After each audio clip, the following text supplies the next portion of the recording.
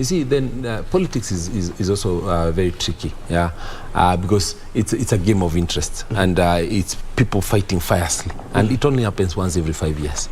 So meaning that there's also a lot of witch hunt, yeah, that also plays out, because it can be that only 5 years later that we find out that someone is corrupt. He has all these other ill negative side of his. So what should be done is that if we feel that a certain things need to be put in law, that's what should be done. Yeah, because today, if the law does not require me to absorb, to kind of not run, yeah, or not participate, I will participate. Yeah, so you can be the moral police, but the law is there and does not stop me from running. So I think for what should be done is, if it's a civil society, if anyone else, right after these elections, if they think that there are things that should be changed in the law, then they should start immediately to have them done, so that they can be implemented in the next election cycle. Indeed, that would be a little bit better than what we have. And still, my next question, Ben, before you even go to the next question, yes, I wanted to just add up to the issue of, even when we know that a particular person running for a government, for governor, for example, there are guidelines that say who should run for governor. You've seen people cleared, and you have seen that some of the universities have been questionable. Even some of those certificates have been questionable. So Jepkati may be looking at the fact of conviction of a murder, conviction of stealing. The fact that all these things are actually going on is clearing people even who do not have certificates, but for particular positions. That shows that IBC is not serious. All right. Irongo, you are seeking the gubernatorial position in Murang'a County on a farmer's party, and incidentally you've picked a woman running mate. And a lot, actually, in the Mount Kenya region, and especially in Murang'a and also in counties like Embu, they have picked female gubernatorial running mates. And it seemed to be replicating in each and every county. And in a matter of a paradigm shift that we have never experienced in the country before, do you think they are playing the gender card? And especially now, you also have a woman running mate. They are playing. We've seen the politics that have been traded ever since Raila Odinga mentioned Martha Karua be the running mate. I think it's not just a gender card, because for me, I feel strongly about the role that the women play in the society, and as such, I felt that having a woman as a deputy would actually help me a lot in implementing the things that I want to post the win, because the agendas that I'm not able to deal with as much as she would, because the women are strong pillars in the society.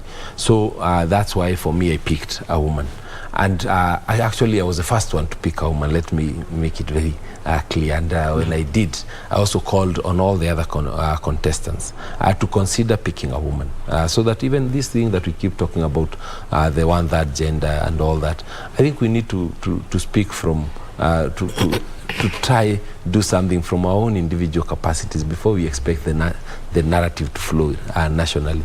So personally, I feel that having a woman there for me, and I believe for the others, is actually strengthens the bid, and also makes women feel that they are now being fully represented within the political circles. And you also find that in a lot of these counties, we have very few women that are running for the gubernatorial positions. So it's so for them to be the closest that then they come is actually in very many of them is a deputy, for many reasons, which they know and we all know, and which we all believe that we are working towards a time when you'll have equal numbers of men and women running for these seats.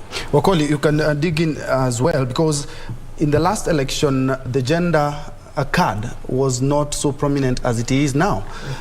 Kenya Kwanza has announced that half of the cabinet, all the cabinet slots, 50% will be women.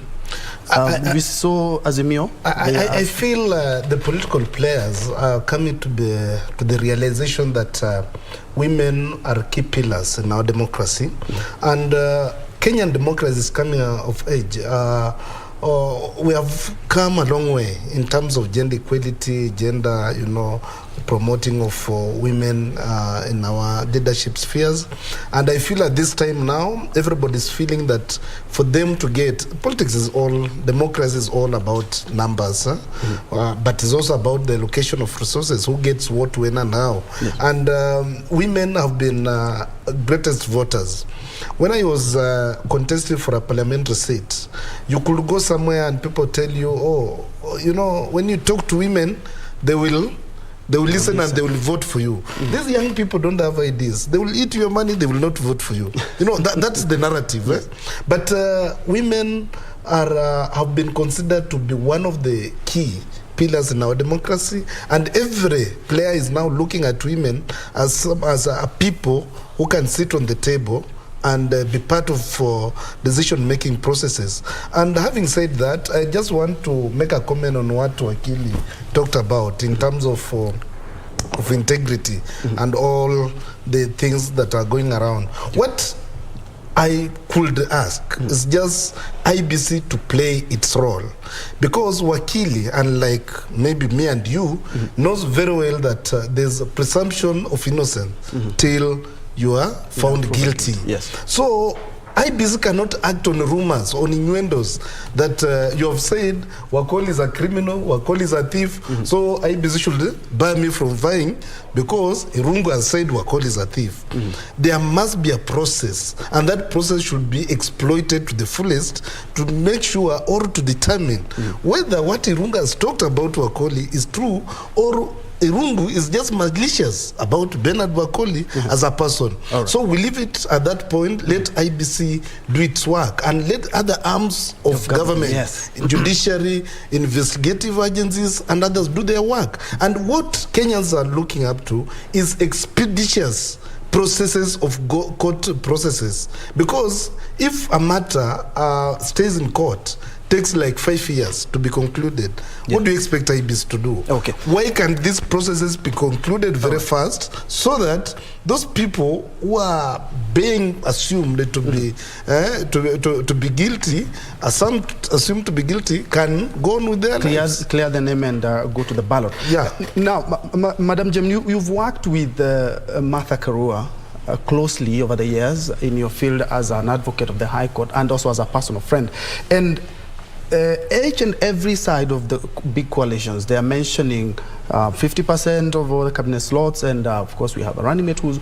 Is it the clearest win for women when it comes to the 2/3 gender rule? Because what we are seeing is something quite different that we've never seen in the country, where women are being at least put on the pedestal in the next coming election. Yeah, first of all, let me congratulate my friend Martha for that big achievement. That achievement is not just for Martha, it is for the women of this country. It has made history, and we hope that we shall be able to appreciate and be appreciated that we have a role to play in our government and all other institutions. But having said that, yes, I know Martha. I know that she's going to walk she's going to walk the talk. You can see that when she was in the Constitutional Affairs Ministry, she was able to bring in reforms to the extent that before we had prosecutors, not necessarily graduates. So wherever they went to court, it was a bit difficult to deal with the lawyer on the other side who is able to really come in and defend the person who is accused and get them free. So she brought in prosecutors that were, I would say, who had low degrees and who were able to balance that act. Okay. When she was in water, she also put in reforms, and we had devolution of water for the first time. Okay. Is it a clear sign that we are headed towards having the 2/3 gender rule? Yes, yes. Now, that is true. That you see, the gender rule has been there, but it's been ignored. And she's coming in as a lawyer, first and foremost, a person who is interested in safeguarding the Constitution. So being there, she will make sure that not only the gender rule, but we women were quite interested in that gender rule, but she will also make sure that the law is respected, the constitution is safeguarded. So we look forward to it. In fact, like our coming in governor has just said, already he had made up his mind about getting in a woman. But you can see the feeling is all over. You can see the elation, you can see the dance, and you can see that Martha has been congratulated, not only here, elsewhere. You can see Rwanda is 50, women are 50%. It is not something we are starting for the first time. If you go to Tanzania, you can see Sululu is doing a good job. So we are looking forward to being listened to. After all, if Martha, and I know she will make it, the fact that she will succeed in what she's doing, and I believe that she will, that will also make the other side of gender to feel like, look, the women can make it. I can assure you that in very soon you will see the changes, and will be the 2/3. The women should be the 2/3. Yes. Not the 1/3. Okay, and because of the interest of time, Irongo, we have had even the presidential candidates and aspirants all come with manifestos. The governors, the MPs, they talk about, even the MCAs talk about we'll do A, B, C, D. But at the end of the day, we use the same to get these guys out of office. He said he's going to do A, B, C, D. He hasn't been able to do that. Should we be able to hold accountable leaders who promise and do not fulfill those promises? You are seeking for a gubernatorial position. You have a manifesto. Would you want the people of Murang'a to hold you accountable? Irongo, you are a governor. You said you're going to do A, B, C, D. You said you're going to do this, and you haven't done that. Actually, for me, I've been telling the people of Murang'a that I'm campaigning for 10 years, not 5. And that in 2027, if they see me coming to campaign, having not fulfilled what I promised them, they should stone me and chase me away. Because I believe that if someone, the reason why we elect people is for them to come and serve us, not for them to go and reach themselves. And that's why I was talking passionately about the need for civic education to the people, because we tend to vote more with the emotions than actually looking at what has this person delivered. Has he taken us from where we were to a new place that is better? Is he just promising, or can we see a track record of him being able to deliver? Then we should be able to use the institutions that have been put in place to oversight properly. Like for now, the senators. The senator's role is actually to oversight the governor, is to oversight the use of funds and the promises that have been made during the budgetary process by the counties on how is that money being used, and then report to the people.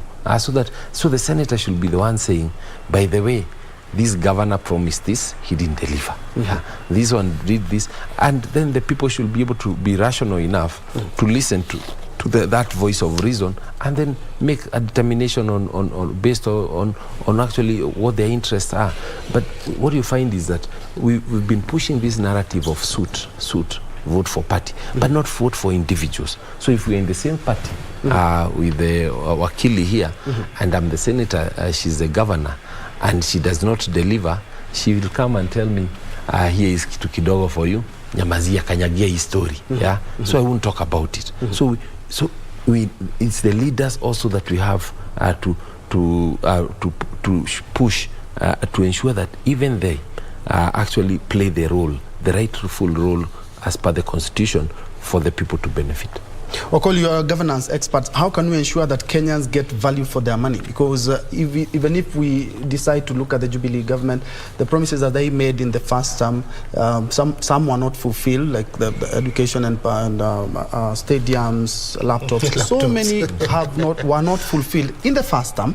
Came the second term, they did their promises, but as we are headed, we are less than 80 days to the general polls, but some of the promises made more than almost 10 years ago have not been actualized. How can we put Wanjiku the power? What power? And how can we give Wanjiku that power? I feel the problem that we are facing as a country is the lack of civic education and public participation in its clear form, because the kind of public participation we are experiencing in this country is just a mockery of what public participation is supposed to be.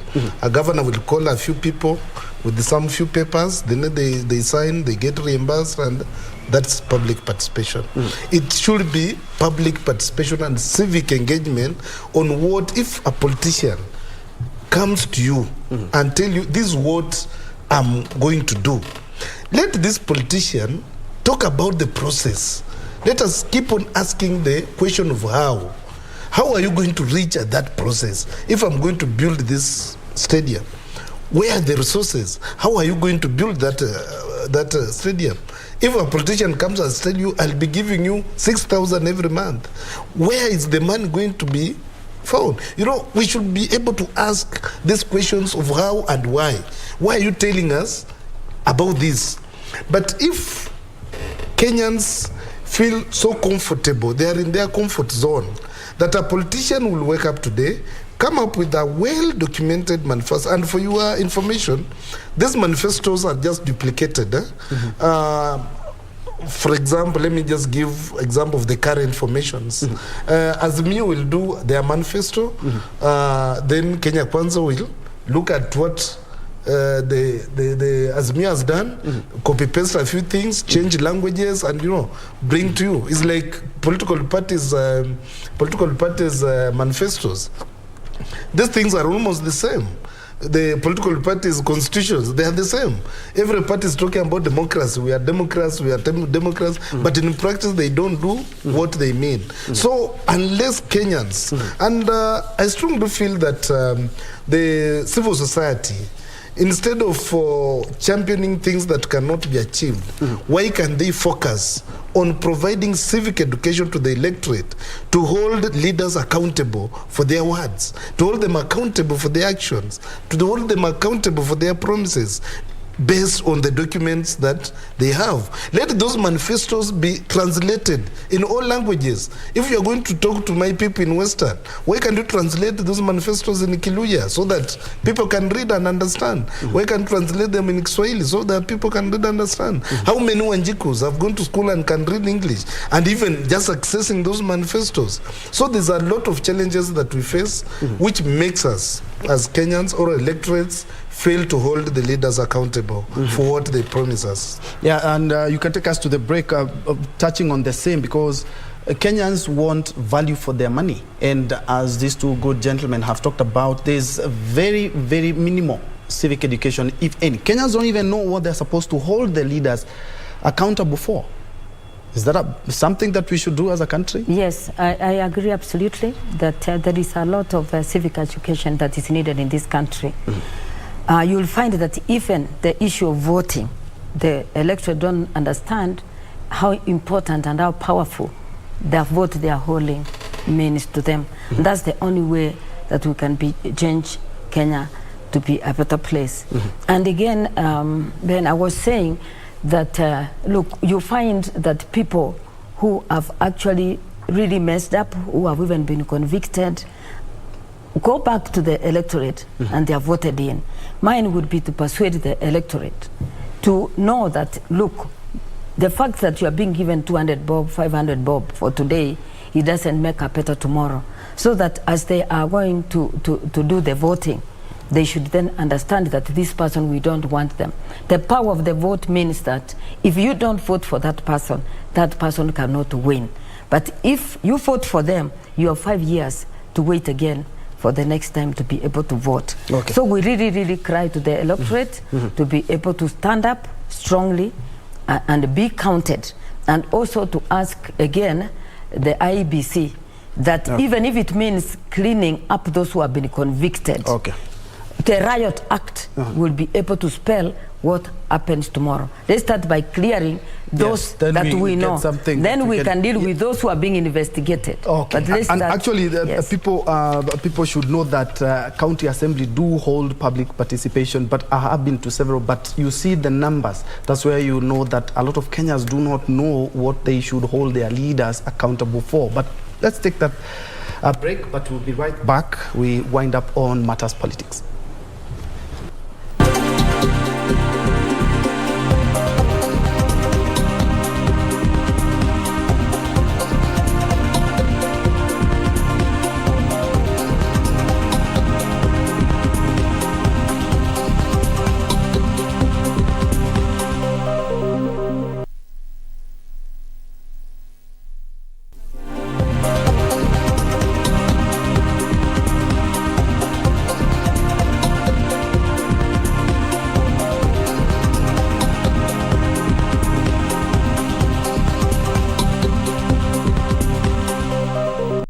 Back. This is KBC News Check. We are looking we're just the final stretch of this political show, and we have been talking about matters politics and just checking on each of the things that are shaping up the politics or the political sphere in the country. Jane Nyaboke, who is an advocate of the High Court. We have Irongo Nyakera, who is the Farmers Party leader and also a gubernatorial aspirant in Murang'a County, and we have Bernard Wakoli, who is a governance and leadership expert. I will direct this question first to you, Bwana Irongo, talking about the money that is being spent on campaigns, and the Interior CS has raised the red flag twice. Once he had an issue with the people talking about we could get at as much as 40% of people with questionable businesses seizing power in 2022. We are looking at the budgets, the gubernatorial, the senatorial, and even the presidential. You, a party, where are you getting your funding, if you don't mind us asking, and how does money going to be a big blow, especially for those who have ideas, but they'll not be voted in because they don't have the 500 that we've had the good CS talking about yesterday? And how can we control that? Because we heard that the bill or the law that is supposed to take care of how much you spend is quite gray. It has a lot of gray areas. Yeah, let's say the campaign is about resources. It's about agenda and resources, because you have to take your agenda to the people. They won't come to you. Yes. Yeah, and so campaign is a process. It's not an event. Yeah, because so for me, I knew that I want to run for governor. For I think I decided about 7-8 years ago. Yeah, that I want to run for governor. So I had to start preparing. Both on the agenda that and also on the resources, either from my savings, from my friends, from other sources. So that had to be something that you plan for, even as you plan on issues. Yeah. So I will imagine that, and I usually say anyone who's running, you should not be surprised that they need to use money or to have money for them to run. And when you're talking about what the CS is saying, I think it needs someone who lives in a glass house should really not throw stones, because it's on both sides. It's not that the 40% are on one side and the other side everybody is an angel. It's the laws. If we need to actually have proper laws put in place, let's put in place those laws. If the Campaign Financing Act was there, but it was fought by everybody. Yeah. There is nobody who came out actually protecting it. Which was clear. You need to have a bank account. That bank account is the one that has signatories. It needs to show where the money came from, where it's going, and all that. It can be tracked, but nobody supported that. So I think it's not an issue of just targeting some individuals with some statements, because that's how we have run our politics over those many years. But we hope that this can change. Yeah, and that's why we keep talking about the civic education. There's a place I went, and the people, the young people, the border people told me, by the way, as we are giving you our votes, we don't even want anything from you, because the things you've been articulating are the things that will put money in our pockets. Yeah, and they didn't even want anything, or not that I was willing to give anything. Yeah, but I hope and I wish that we can build up the civic education to that point, where people are looking at their leaders as, we want to elevate this person, not for the 100 or 200 or 500 shillings they'll give us today, but for the 10,000, 20,000, 100,000 he'll put in our pockets once he becomes, he takes over that position where we are putting him. And Wakoli, you've also tried out a seat, and the handout politics in Kenya has been going on forever. Whenever you see a mheshimiwa, and sometimes you hear say mkwangapi, you know, it's what I'm giving you, but at the end of the day, I want your vote for the next 5 years. But that money is not even able, as Irongo has talked about, we are not able to follow up on that. The electoral, some of the laws that we were supposed to make airtight have so many gray areas. Thank you. It all boils down to our morals and values as a country. And in some parts of this country, there's a lot of dependency on politicians. If I see you running, I know you have money. And people are not educated enough to a level where educated in terms of civic education, not educated in terms of books. In terms of civic education at the local level, to know that the position of a leader, elected leader, is a position that you as an electorate is employing that person, is actually your employee. So this person, it's you who is paying him salary and not him giving you handouts. But due to the dependence ratio and poverty, it makes it very difficult. In fact, leave alone even voting. We have cases where even registering for as a voter, you go there, you mobilize people to go and register as a voter. They're asking you, for what reason? There's a lot of voter apathy in this country. For what purpose should I go register? Give me money, I'll go to register. If you don't, I go, I sit. IBIS has been running those registration occasions. You see the turn up. You go to a station, it has registered 3 people, 4 people, 5, 10. Why? And there are so many people who are getting IDs every day because of the voter apathy, because people have not really, electorates, apart from the civic education, are not getting value for their money, as you said. Because we elect you, you go there, you start enriching yourself, you start stealing from us, you start doing whatever you want, because you are at that position. But that person who is elected does not know that he has a mandate and responsibility to ensure that he improves the lives of the people who have elected him to those leadership positions. Because this is a person who has capacity to bring water, who has capacity to influence electricity to come, has the capacity to at least come up with the modalities on how to bring poverty down. Areas in this country, industries have collapsed. People are sleeping hungry. So you go there, you want their vote on hungry stomach? Hey, no. Give me something, I'll vote for you. And they don't even vote for that person who has given them money. At the end of the day, they'll go there, and some of them will not even go to vote. Others will go, they will just vote, depending on who will treat them at that particular moment. So, as much as we might blame the electorate, but it's a matter of ego and chicks. Who is to blame? Is it a chick or an ego that picks the chick? All right, Njoboke, the Campaign Financing Act is not quite airtight, and the government has raised the red flag twice in a matter of a month. We could have wash candidates. The CS talked about some individuals blackmailing companies to give them money or fund their campaigns, which is totally against the law. Yeah, there has been a red flag. But what I say is that it's not enough to just raise the red flag. You must put in the ceiling. What is the amount that needs to be the ceiling for the campaigns? I have not really gotten to touch that bit. But what I say always is that it's not enough just to talk. It is also good to act. So that to that extent, someone can know that we are now serious.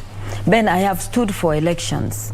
2013, I stood for women rep in Kisii. 2017, I stood for women rep in Nairobi.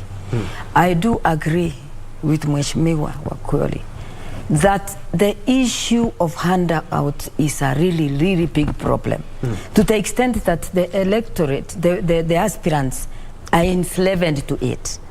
That to the extent that before you even budget for your fuel going around your county, you must of all budget for those handouts. And seriously speaking, what I saw on the ground and is going on today, you won't be voted if you are not giving out handouts. Yeah, if you don't have money. I went around with Karua on homecoming. We went to all over Kirinyaga. It's my feeling, I'm not talking for anyone, that all those people stood along the highways was about handouts. Was about the merchandise, the kofias, the t-shirts. There's some money. As we were going for homecoming. Did you give out any money? We have the person. No, we did not. Okay. So what I could see is disappointment that there wasn't anything. you have come, but you have given us nothing. So even when you have, you can tell the electorate what you want to tell them. But at the end of the day, so what we should be now thinking about the Kenyans is that we should be very sad about that kind of situation, because we want to look forward to a Kenya that puts someone in office because of who they are, what they have come, where they come from, and what they are going to offer. If we continue in this kind of spirit, I feel like a failure, that you are leaving this country not a better place than you found it, or even worse place where you came from. I'm hoping that with our Azimio candidates, with Karua, who is an anti-corruption crusader, and Baba, so that if they get into office, that these are some of the things that we must emphasize. Again, civic education.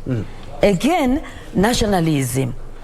I heard Matiang'i said about wake up and do something for your country. So that if we can deal with nationalism, be able to be each other's keeper. For me to know I may be eating tonight, but my neighbor is sleeping hungry, and that it should touch and move my spirit, then we'll be moving into a better place. Yes, as you add on the same, Irongo, we will look at the national sphere in terms of politics. First things first, are you aligned to any of the political formations? Yes. Farmers Party is in the Kenya Kwanza coalition. And I would say the issue of the corruption, I think both sides actually have work to do. There's no side that is clean. You cannot say that the last 5 years of the Jubilee administration have been corruption-free, and yet Jubilee forms 50% of Azimio. There have been a lot of issues. KEMSA, just the other day, COVID money, the COVID billionaires. But with all fairness, part of a large number of legislators and even politicians in Kenya Kwanza were in Jubilee Party. No, but I'm saying both sides. That's what I'm saying. Both sides. There is none that can come and say we are angels. Both sides are dirty.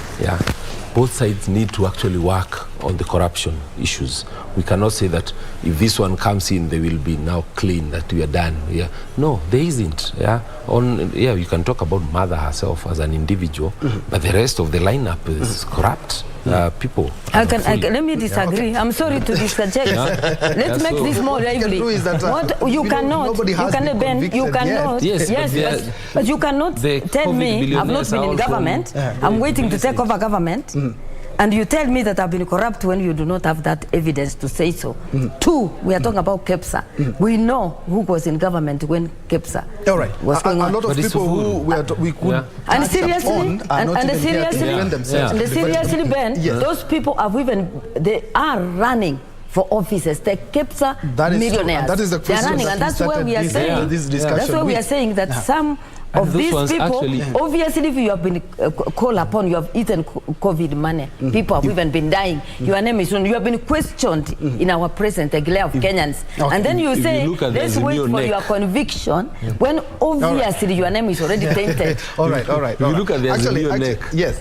A lot of them are there, the COVID. It's a good thing that you started from Azimio has its own fare of people with questionable morals and quality. So what we are doing is that we are discussing the two sides. Okay, let's first of all take a break. Let's first of all take a break, but we'll be right back after these messages.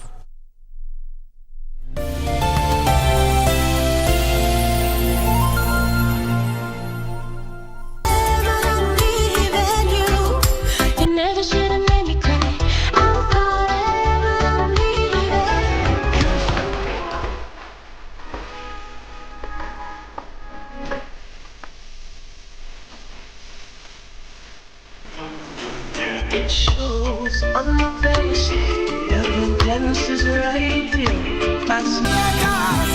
I'm taking this seriously. Hey Dario, what do you think of the two of us leaving at the same time? Way out at that time.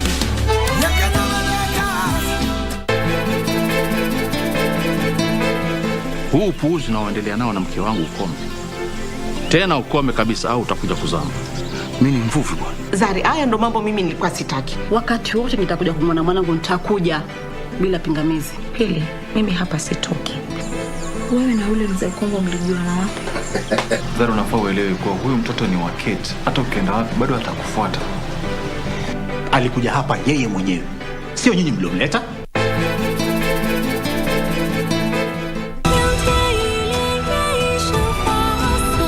Elliot and Master once talked about the avians. They said the current avian king is ambitious. He'd like to start a war with our kind. Watch out!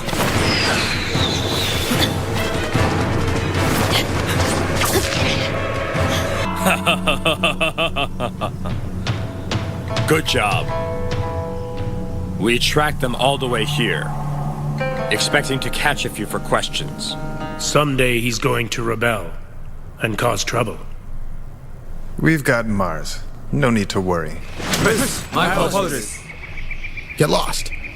But Prince, do you know who he is?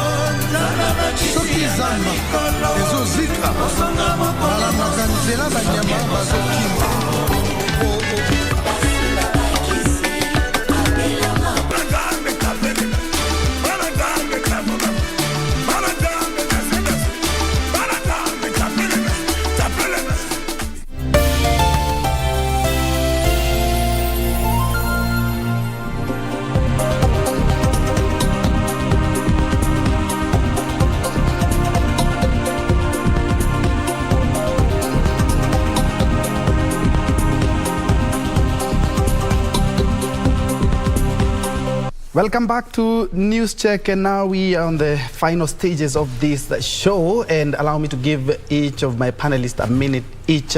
Irongo, perhaps to start with you on the coalition politics in the country. Some small parties in Kenya Kwanza have raised their concerns that they have not been given the preference that and recognition that they should. We've seen the same thing in Azimio, where we saw Alfred Mutua and Kingi also leave because they said we are not being given the share that we should and the recognition that we should. As we wind up. Yeah, thank you very much. Actually, some of the small parties include Farmers Party, because when we signed the coalition, it became clear that we are all going to be treated equally, and that all of us we are looking for the win of the presidential candidate. So when we hear them talking about suits, we always thought that we imagine that it's a coalition suit. Yes. So if it's a Kenya Kwanza suit, not the party suit, because each of us is there, but all gunning for the same.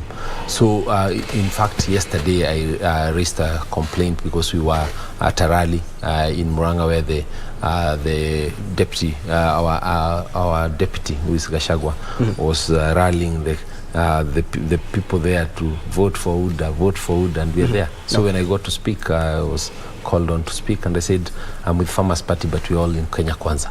And of course, the deputy president was kind enough to say, yes, this is also a strong, very strong. What happens if you're not continued to be recognized as you should? You see, I do hope that that will change. We also don't expect to have too many rallies coming to Murang'a. So, but I think for us is the people have actually been very clear that they are looking for the leader. So there's a word that we were told not to use, which is madoadoa. But the madoadoa that you are talking about is picking people from different parties. They're not looking at one party. They're looking at Jubilee here, UDA here, Farmers Party here, Farmers Party here, so that they're all, what they get is actually the right leadership for themselves and not the individuals. Wakili? Yes. In a minute, kindly. Yes, when you look at the coalition that have taken place, we appreciate them because at the end of the day, we are going to have lesser parties within those unions. But having said that, I think it is also a good thing in the sense that it has given birth to a female DP. Because Martha Karua is in we are saying all the best for that. She's in NAC and Baba is in ODM. And because of that union, we have gotten something that the women always look forward to. But also at the same time, you can see that people who entered those coalitions, some entered because they wanted positions. Okay. Those who just wanted positions have walked out. Those who meant to stay so that we can liberate this country from corruption and all those ills are still with us. So we look forward to an election that is free of violence. All right. Finally. Okay, thank you. Incidentally, you're neutral. Yeah. I tend to be non-aligned. Okay. But I'll say that from where I come from, my background, I think there's no smaller or bigger party. All parties have qualified to be registered by IBC. So whichever you call a party small, it has qualified. It has offices all over the country. Coalition formations in this country have been based on ethnic balkanization and ethnic formations, whereby a party is seen to be regional. So if I bring this region and this party to my wing, I get those votes. It's all about interests. And from experience within coalitions, we have had challenges in terms of ensuring that the agreements are honored. Yeah. That's why you hear people saying that they were given a piece of paper to sign without reading the contents of the agreements. So unless these coalitions be open enough to tell its members, coalition partners, the contents and everything. Like in Western, there's this rumor going around that Wetangula and Mudavadi have been given 70% mandate to deliver, which is, I was talking to somebody and they told me is none, something like that does not exist in the Kenya Kwanza coalition agreement. So it's something that people can pick and talk about it, but I think it's very good if coalition partners come together, be open-minded, and just trust in each other. All right. Thank you so much, gentlemen and lady. Bernard Wakoli, who is a governance and leadership expert, and we also had the Farmers Party leader, Irungo Nyakera, who is also seeking the gubernatorial position in the county of Muranga, and we also had Jane Nyamboke, apologies for that, who is an advocate of the High Court. Thank you so much for joining us. Let's now focus on the caves of Gatundu, quite a magical scene if you ask me. We'll be right back.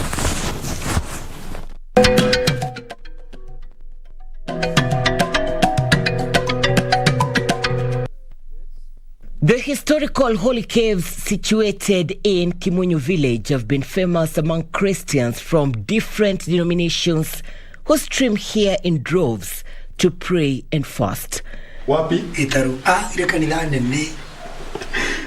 Kenyatta Road along the thicker superhighway is the turn one takes to get here.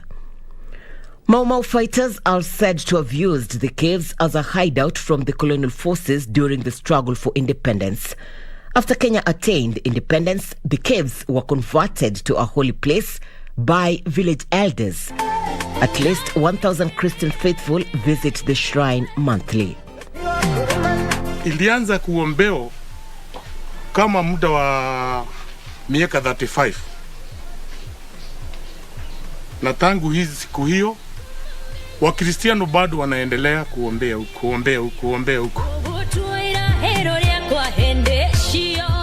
Wakati ya vita ikuwa natumika kwa hii naita Mau Mau kujificha huko wakipigana mbeberu. Kama upande wanaombea wakati hawakwenda kuombea huko pande hii tulikuwa na shida sana kwa sababu kama hii nungu zilikuwa nakaa huko chini. Tangu walianza kuombea huko area hiyo, sasa hii wanyama huwezi kuwaona.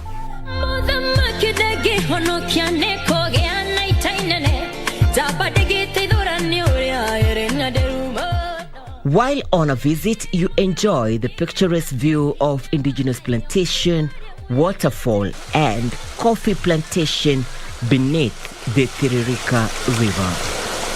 Nilianza kuja kwa hii mlima 2010 na hakika nimeona mkono wa Mungu. Mahali unakuja tu kuongea na Mungu. Kwa sababu mara nyingine tukiombea kwa nyumba ama kwa chachi, kuna kuanga na mambo ingine inaingia katikati, unasikia hiyo maombi ni kama haiendi sawa kabisa. Lakini ukikuja mahali hapa hakuna sufuria, hakuna jikoni, hakuna watoto, unakuja kuongea na Mungu peke yake. Vile utakuwa na giza nitahakisha taa yangu na nitakuwa na nuru. So nitaweza kuwa nasoma Biblia, nitaweza kuwa napiga magoti, ninaomba, maombi yakiisha na tu na relax hapa na ngojea sauti ya Mungu inenene. The Tiririka River flows freely, cascading to Tumabi waterfalls. The locals describe the Tumabi as one of the magical waterfalls in the region.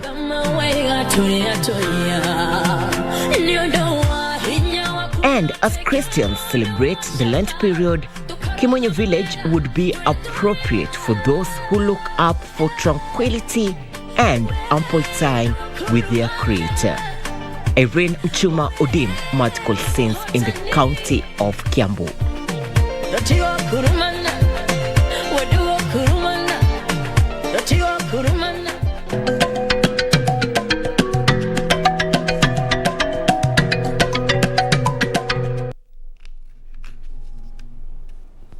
Welcome back. This is a News Check, and we are looking at matters obstetric fistula.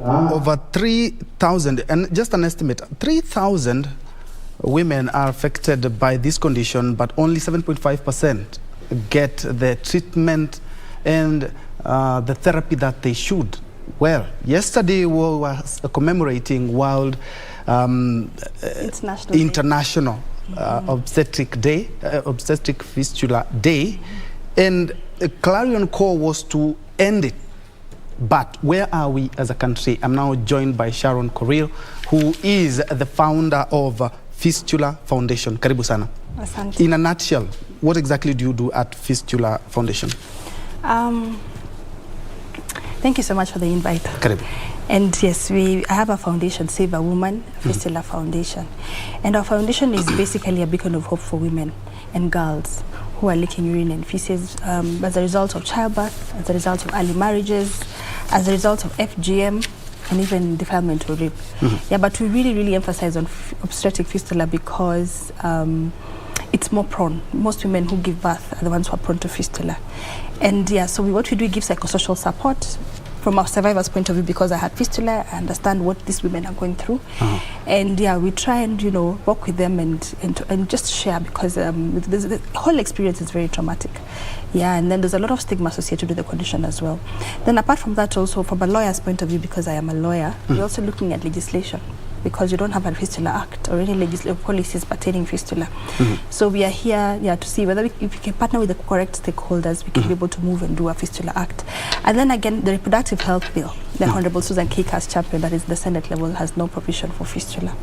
So again, we need to look into that and see that, we have a provision for fistula even within the Reproductive Health Bill, moving on to an Act of Parliament. Yes. And it's a good thing that you are speaking from somebody who had the same experience. There's a lot of stigma and lack of information. How did you deal with that? Well, to be very honest, when I had the condition, I noticed I was releasing stool from my vagina and uncontrollable leakage of urine. I was in shock. I actually got panic attacks because it's not normal.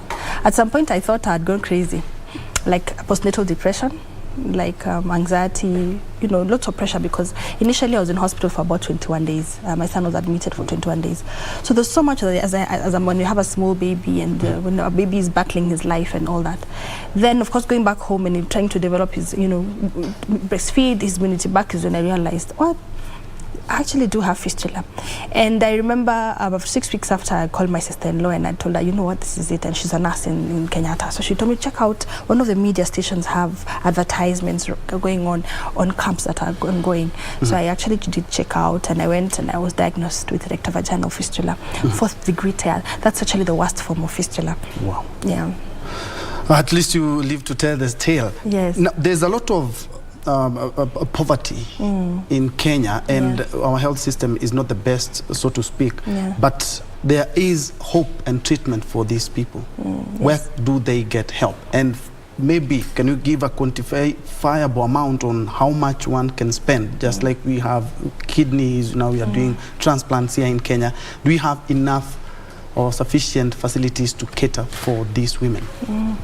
Wow, the reality on the ground is that yes, indeed, fistula is really rampant in the poor areas, the marginalized areas where women cannot properly access proper healthcare services. But again, yes, on that. But again, fistula happens to any woman of childbearing age. You can imagine I'm an elite, I'm a lawyer, gave birth in the city, one of the leading hospitals in this country, and yet I have fistula. So it clearly shows that it cuts across the social status. However, yes, the indigent women are more prone to fistula, and the reality is that so many women, and that roughly 13,000 women are reported to have had fistula and gotten surgeries. 13,000. The number is quite high. Oh yes, and so you can imagine the number who don't even have, you know, radio, TV, who probably can't access social media and YouTube and all that to find out where they can reach out for help. So there are many women who have fistula. Roughly 1 woman in 100 births have fistula. Yeah, and you can imagine now if we go to an area where 1 woman in 100 have fistula, their numbers are quite high, and they're still suffering in silence. To be able to get surgery for fistula, if on an estimate, you'll spend about 300,000. However, in this country, we have stakeholders together with the Ministry of Health who have come in to support free camps. Yeah, that they do camps and they offer free fistula surgeries. And talking about free camps, I'm looking at, this is a condition that affects women of childbearing age.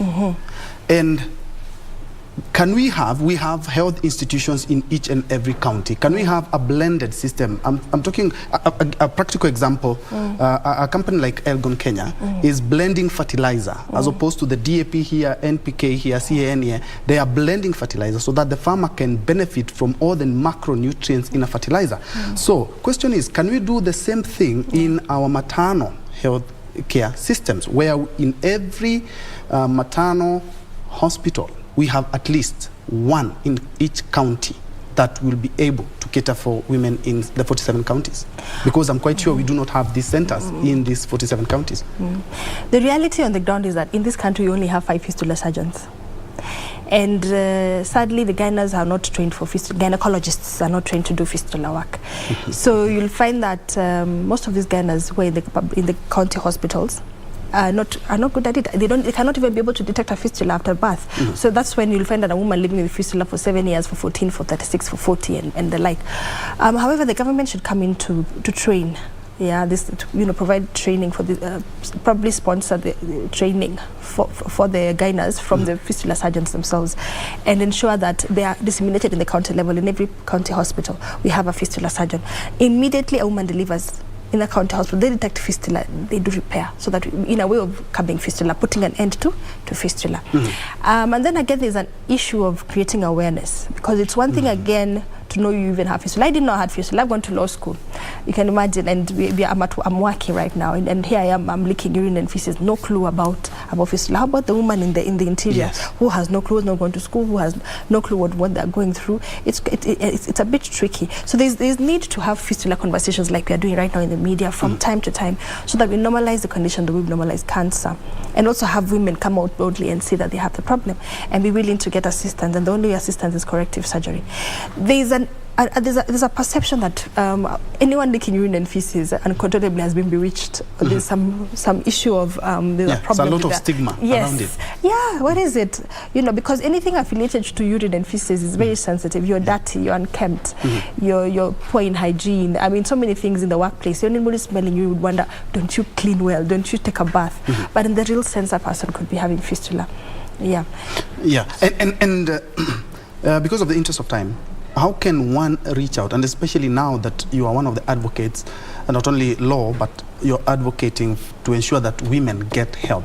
How can a woman get help? And what is your foundation doing in particular to ensure that we change this narrative?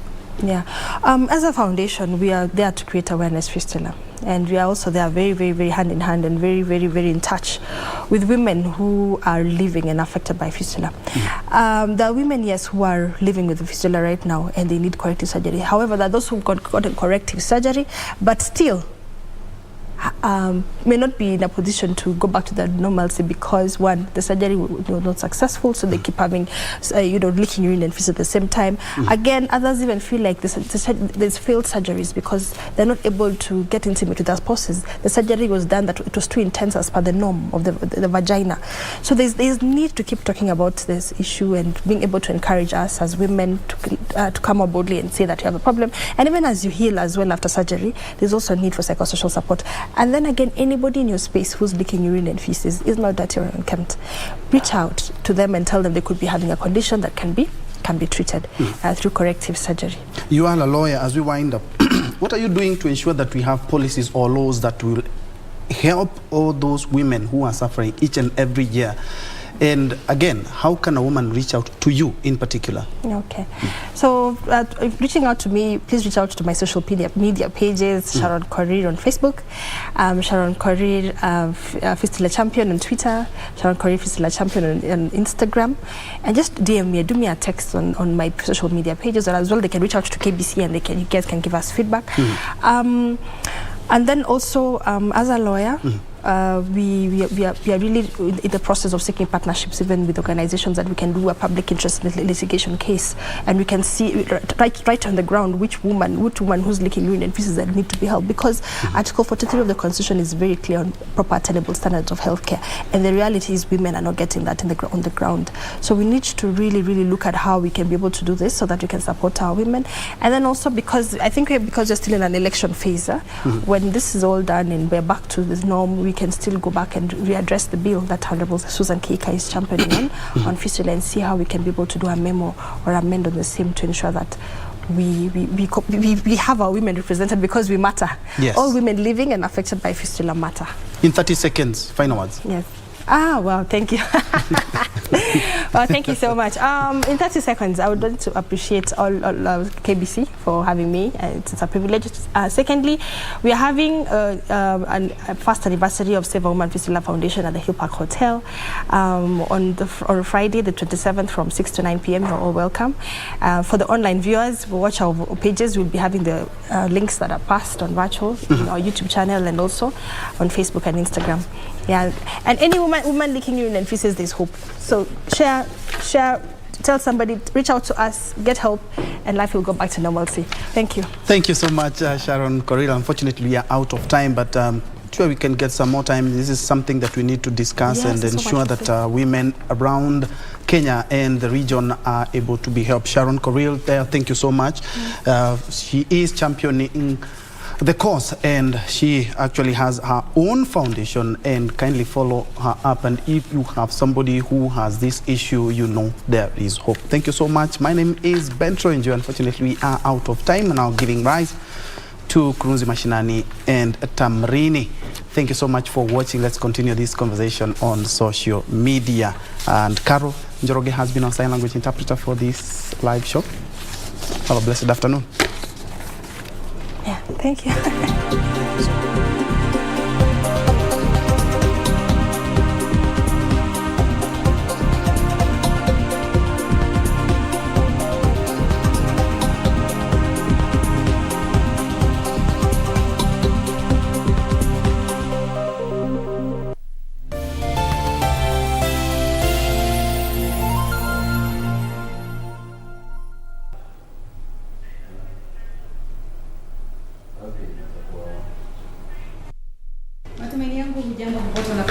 KBC, shukrani sana kwa kuungana nasi katika awamu hii ambapo tunaangazia taarifa kutoka kaunti mbalimbali kwenye Kurunzi Mashinani. Hii leo uko nami Zainab Said hadi tamati mwa matangazo haya, tunakusihi andamana nasi. Tuanze na taarifa kwamba viongozi wa kidini, ya mashirika ya kijamii na washikadau katika kaunti ya Machakos wameazimia kuwapiga msasa wale wanaowania viti mbalimbali kwenye uchaguzi mkuu wa mwezi Agosti. Viongozi hao pia watatumia vikao hivyo vya usaili kuhamasisha wananchi kuhusu kile kinachotarajiwa kwa viongozi wao. Tizama.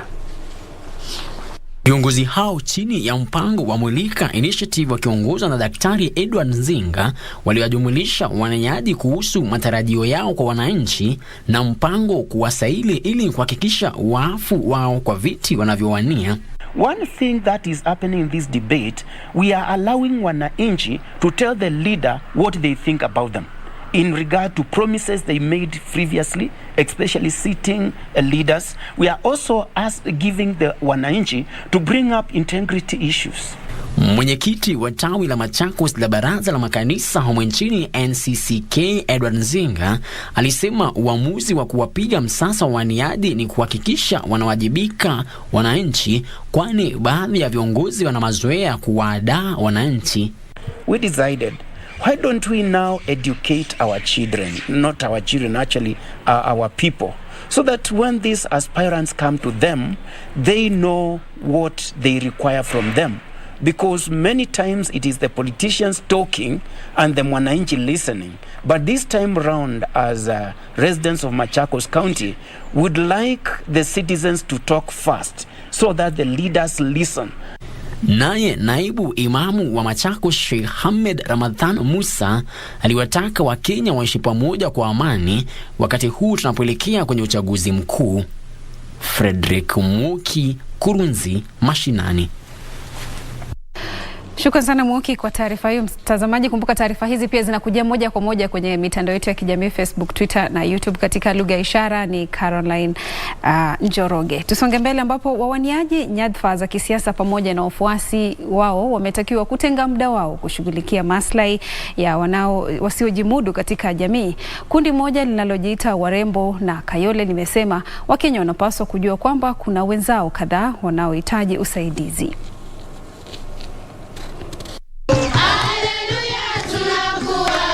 Akiongea walipotembelea watoto mayatima na wasiojiweza katika makao ya watoto ya Victors kwenye wadi ya Burat, kaunti ya Isiolo, mwenyekiti wa kundi hilo Susan Kathure alisema Wakenya wafai kushawishiwa siasa. We have vulnerable and destitute children who are dropping out of school because of school fees. You've been seeing them all around the news, but those are the only visible. But we have so many that they have not been seen in the news.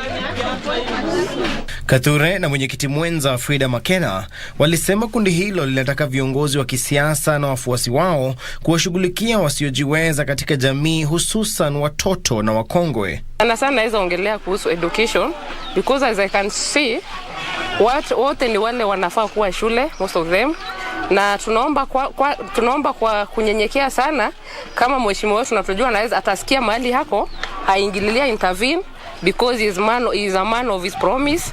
Alitundia yende amechipa mpaka tukaweza kufika hapa, na sisi tumekuja kuomba kura sababu watoto wana kura. Martin Miriti ambaye ni muasisi wa kituo cha watoto mayatima alisema kituo hicho kinastahili kuwasaidia watoto hao kwa muda, ambapo baadaye watoto hao wataungana na jamaa wao au kupelekwa katika vituo vilivyostawi kuwahudumia watoto. We were told we should work on reintegration.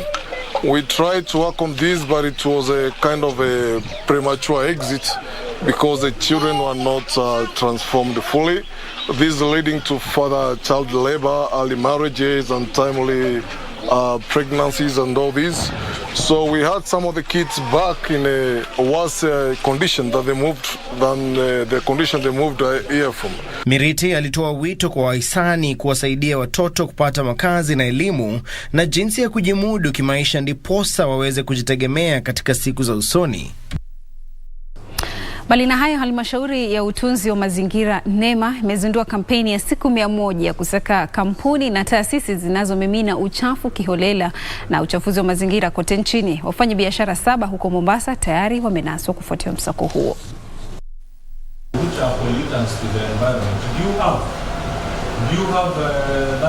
We are focusing on wastewater discharges that are being discharged into the environment, and this operation is going on nationwide. The aim of this operation is to enlighten the public on the dangers of discharging wastewater into the environment, including into the ocean. Tubadili mkondo ambapo sasa polisi katika kaunti ya Samburu wanachunguza mauaji ya mwanamke ambaye mwili wake ulipatikana umetupwa barabarani mjini Maralal. Wakazi wanashuku kuwa mwanamke huyo alinajisiwa kabla ya kuuawa Jumapili usiku. Taarifa zaidi kwenye mseto wa magatuzi. Hapo jana, wakazi walipata mwili wa mwanamke wa umri wa makamu saa chache baada ya kuonekana akipigana na mtu asiyejulikana. Tukiomba serikali ishukue hatua kali kama mwenye alifanya kitendo kama hii, kwa sababu serikali iko na means yote kutafuta mwenye afanya kitendo kama hii. Hii ni kitendo unyama. Tungeomba wananchi ambao wanajua bila kitendo litendeka aleteo ofisi ya polisi ama ofisi ya chief kenye ilifanyika, ndio tujue habari nani asababisha kitu hiki. Wenyeji wanataka polisi kuchunguza kisa hicho kwa kina na kuwakamata waliotekeleza mauaji hayo.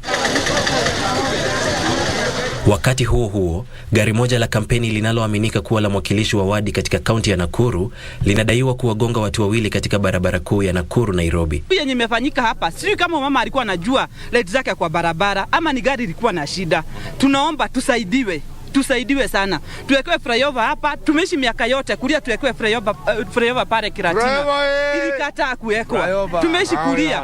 Gikari anajitolea sana kutuvukishia watoto hapa. Watoto wanatoka Kiratina, wanatoka Kiamunyeki, wanakuja shule hapa. 489,000. Makofi kwake. Kwingineko, hazina ya ustawi ya eneo bunge la Kirinyaga ya Kati imesambaza zaidi ya shilingi milioni 19.8 kwa wanafunzi kutoka familia maskini na wale wasiojiweza. Today nimewapatia check worth 19,900,000. Na in total tangu chaguliwe nimewapatia bursaries worth 178,300,000. Na niliwaambia hata kama kuna siasa, kazi lazima iendelee. Katika kaunti ya Nyeri, zaidi ya wanafunzi 200 katika kituo cha kiufundi cha Karundas cha kanisa ya Katoliki wamenufaika na mafunzo bila malipo kuhusu mbinu za kutumia teknolojia kujitegemea. It is not just blue collar jobs that are earning money. White collar jobs that are earning money. There's a lot of blue collar jobs which you can do through the internet. And basically we are telling them that you can advertise your services. You can scroll and browse through various sites that give opportunities of various kinds. Afisa mkuu mtendaji wa shirika la mipango ya kushughulikia masuala ya mataifa ya kusini ya bara Afrika, Stephen Ndego Mwangi, ametoa changamoto kwa vijana kujitahidi kujipatia tija kwa njia ya uadilifu. Edwin Austin, Kurunzi Mashinani. Baadhi ya wanasiasa wanaoegemea mrengo wa Kenya Kwanza katika kaunti ya Kiambu wamesifia maazimio ya kikao cha kuangazia makuzi ya uchumi kilichoandaliwa na naibu wa rais William Ruto katika eneo hilo hapo jana. Viongozi hao waliokuwa kwenye eneo la Limuru walisema mbinu za ufufuzi wa uchumi zilizopendekezwa na mrengo wa Kenya Kwanza zitasaidia kuinua maisha ya wakazi wa Kiambu pamoja na kuimarisha biashara baina ya kaunti za eneo la Mlima Kenya. Hapo jana naibu wa rais aliongoza kikao cha kiuchumi katika eneo la Kiambu ambapo aliahidi kupunguza gharama ya kuzalisha maziwa, kahawa na majani chai pamoja na kufufua viwanda vilivyokwama katika eneo hilo. Tazama.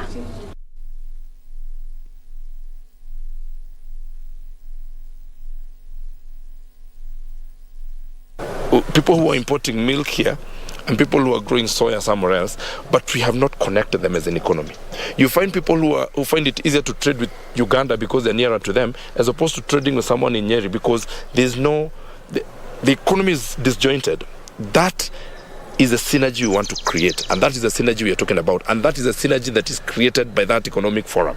That economic forum has people sitting, it has a secretariat that is now listening, has gone to Embu, listen to the people of Embu, listen to the people of Nyeri, listen to the people of Murang'a, Kiambu, like that, and then come together and put all these things together and see where we converge and where our economies and where our interests and our strengths converge as counties, so that now there's interdependence between. It's not magic, by the way. There's no magic that we're promising to do. No, it's just bringing people together and telling them, you can do this, you can grow feeds, you can help grow feeds, you can help produce milk. Na tukamilishe taarifa hizi na taarifa ama makala yetu ya kila siku ya Ifahamu China. Katika makala ya hivi karibuni, China imeendelea kuwekeza kwenye vyombo angani. Harakati hizi zimeiweka taifa hili ambalo ni la pili kwa utajiri duniani katika msimamo sawia na mataifa yaliyopiga hatua kimaendeleo, iliyowekeza zaidi kwenye shughuli za angani za juu kwa ajili ya kufanya utafiti mbalimbali. Leo tunatupia jicho hatua ya China ya kufungua vituo maalum vya usafiri za angani. Tizama.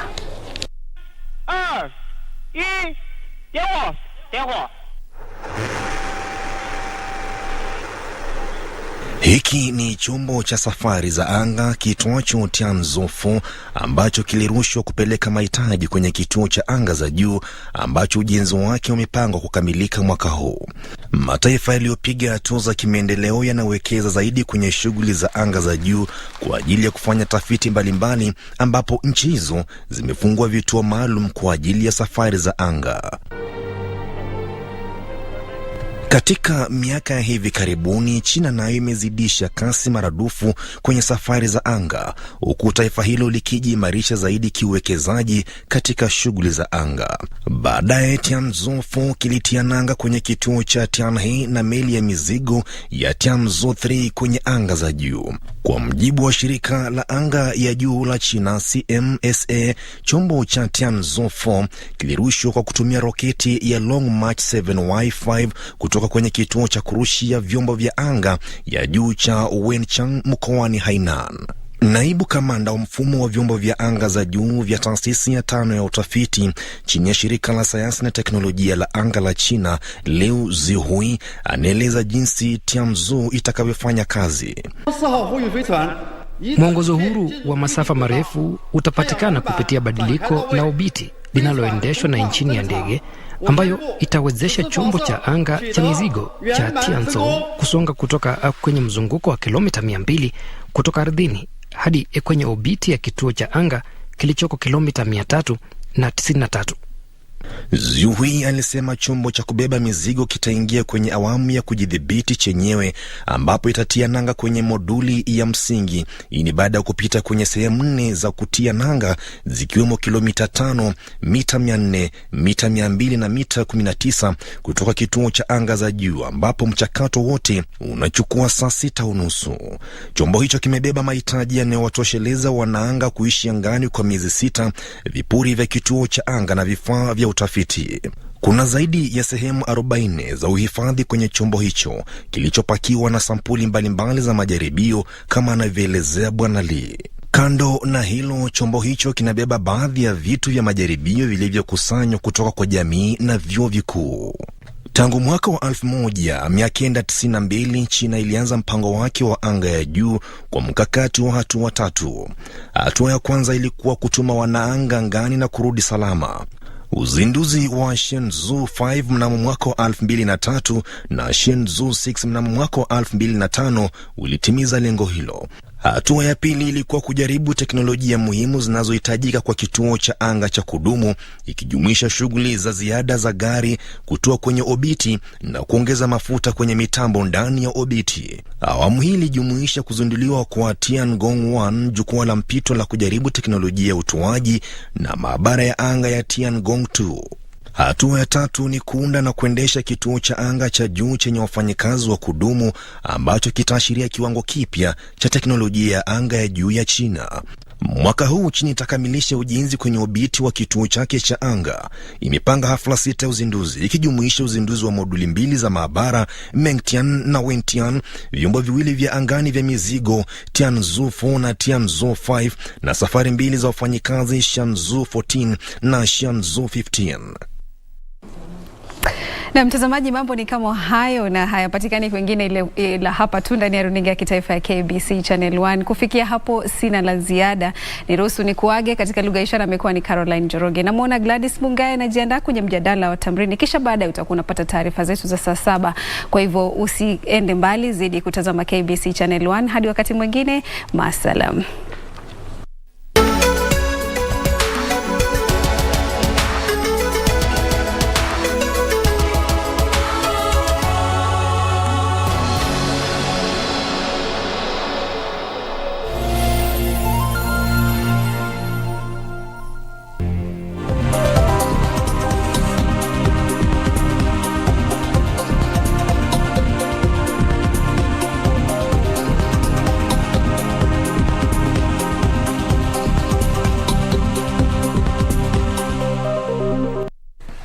Sadakta, mpenzi mtazamaji, zimekatika dakika za kuhesabu baada ya mida ya saa 6 dhuhuri, tarehe ikiwa ni tarehe 24 mtazamaji, mwezi wa Mei mwaka 2022, ikiwa ni fahari yangu tena kubwa sana kujumuika nayo kwenye kipindi chetu cha Tamrini baada ya kuwajibika kwa mwenzangu Zainab Said kwenye taarifa za kurunzi mashinani. Sasa ni awamu ya pili ya taarifa na mahojiano kwenye kitengo cha Tamrini. Hii leo mtazamaji, tutakuwa tunazungumzia masuala ya uongozi na maadili, tukiwashirikisha studioni Kawive Wambua kutoka shirika la Inuka Trust na wakili Steve Gombo watueleze zaidi kuhusiana na swala hili. Unaweza kusema nasi kupitia mitandao yetu ya kijamii at KBC Channel 1 na at Gladys Mungai. Tupe jumbe zako kuhusiana na mahojiano haya. Karibuni sana kwenye studio za KBC. Asante, na moja kwa moja nitakuwa naanza na wewe Kawive. Hivi majuzi siku ya Jumapili mumetoa taarifa yenu kuhusiana na watu ambao mnahisi kwamba shirika lenu na mashirika tanzu kwamba wanafaa kwamba wasiruhusiwi kugombea viti vya kisiasa hapa nchini. Pengine ukimweleza mtazamaji, tukianza, msukumo huu umetokana na nini na kwa nini wakati huu? Msukumo huu, asante sana kwanza, na msukumo huu umetokana na hali ilivyo katika nchi yetu, kwamba watu wote hata wakiwa na kesi ama wakiwa na maadili ambayo sio sawa, wakiwa wamefanya mambo ambayo kwa uongozi hayatakiwi kuwa, bado wanagombea viti, bado wanapigiwa kura, bado wanaendelea kuwa viongozi. Na kukawa na shida, kwa sababu zile institutions ambazo zinatakiwa kufanya kazi hiyo ya kukagua na kuelekeza nchi watu wagani hawafai, kwa sababu kila jamii kuna watu ambao hawafai, hawawezi kupewa uongozi. Mtu ambaye kwa kijiji anajulikana yeye ni mwizi, mtu ambaye anajulikana yeye ni mtu wa vurugu, apewi nafasi ya uongozi. Mbona katika siasa yetu inaendelea kuwa hivyo? Na kwa mashirika ambayo yanafaa kufanya hiyo kazi, ile ni EACC, DCI, ODPP na IBC, hawatoi mwongozo mwafaka wa kusema sasa hii ndio njia ama hii ndio mwelekeo ambao tutafuata. Kwa hivyo sisi kama mashirika tukaona, na hii ilianza 2017, si mara ya kwanza. Hii ni kutoka 2017 tukaanza kusema, kwa sababu katiba imezungumzia kuhusu maadili. Ni vipi tunaweza kufanya maadili haya ya kuwe ndio yanafuatwa katika kuhakikisha nani anaingia kwenye ndebe. Kuna lile swali la kwamba Wambua imekuwepo miaka kadhaa kabla uchaguzi mkuu wa mwaka 2022. Tangia mwaka wa 2017 uchaguzi huo ulipokamilika, imekuwepo miaka kadhaa kabla uchaguzi mkuu. Lakini mtu anaweza akauliza, kwa nini sasa miezi kadhaa kabla uchaguzi? Kwa nini hamkwenda mwaka uliopita ama mwaka juzi? Kwa nini miezi miwili tu kabla uchaguzi? Kwa sababu miaka hiyo yote na mpaka sasa hatukujua ni nani rudisha makaratasi yaweze kuwa kwenye debe. Kwa hivyo huwezi kuanza kupigana ama kuongea juu ya watu na ujui kama watasimama kama viongozi. Ni juzi tu ndio wamepeleka makaratasi yao kwa IBC, na IBC nayo ikapeana kwa EACC. Kwanza sasa hivi wanaendelea na kuchunguzwa. Kwa hivyo huu ndio wakati mwafaka, kwa sababu hapo mbeleni, hata kama mwezi mmoja uliopita, haungefanya hivi, kwa sababu mtu yule anaweza kuwa labda na shughuli na uongozi. Pengine tukimshirikisha Steve kwenye mada hii yetu ya leo, tuzungumzie kipengee namba 6 cha katiba kuhusiana na maadili na uongozi. Huu ni uchaguzi wa 3 tangia kipengee hicho kilipowekwa kwenye katiba, na tunaona kwamba yaliyopo kwenye kipengee hicho hajatekelezwa rasmi ilivyokuwa katika masuala ya uchaguzi. Pengine ni kutokana na nini kwamba tunashuhudia kwamba miaka 15 baadaye, manake huu utakuwa uchaguzi wa 3, miaka 10 na mwaka wa 10, awamu 2. Sasa hii ni awamu ya 3 ya uchaguzi. Ni kwa nini hatujashuhudia mashirika mbalimbali ambayo yanapaswa kuwa pengine yanatoa alama na pengine viboko na kuadhibu wale ambao pengine wana kesi na mrundiko wa kesi za ukosefu wa maadili? Kwa nini tunaona kuona tume ya IBC pengine kwa kiasi kikubwa inazidi pengine kuwaruhusu watu walio na doa kupigania nafasi za kisiasa? Asante kwa hilo swali. Kitu cha kwanza ambacho ni muhimu kuzingatia ni kwamba vile watu wanavyosema kwamba huwezi ukamweka fisi awe anakuchungia ng'ombe wako ama mbuzi wako. Sasa sisi kama Wakenya wote tumefanya makosa. Makosa tuliofanya ni kwamba katiba ya 2010 ilikuwa katiba ya kupanua sana nafasi ya mwananchi wa kawaida kujihusisha na mambo ya uongozi na kujihusisha na hatima ya nchi hii. Lakini tatizo ni kwamba sisi kama Wakenya akili zetu zimebakia, kama wanavyosema Wakristo, zimebakia Misri. Sasa akili zetu ziko Misri, zinakumbuka jinsi tulikuwa tunatawaliwa na Firauni, ilhali tumefunguliwa njia ya kutoka. Sasa nikisema hivyo namaanisha kwamba Wakenya wamewaachia wabunge kazi ya kutekeleza na kupitisha sheria ambazo zitafafanua katiba ilikuwa inamaanisha nini. Tatizo ni kwamba wale wabunge wengi wao huwa wanajikuta kwamba wako katika zile tuhuma.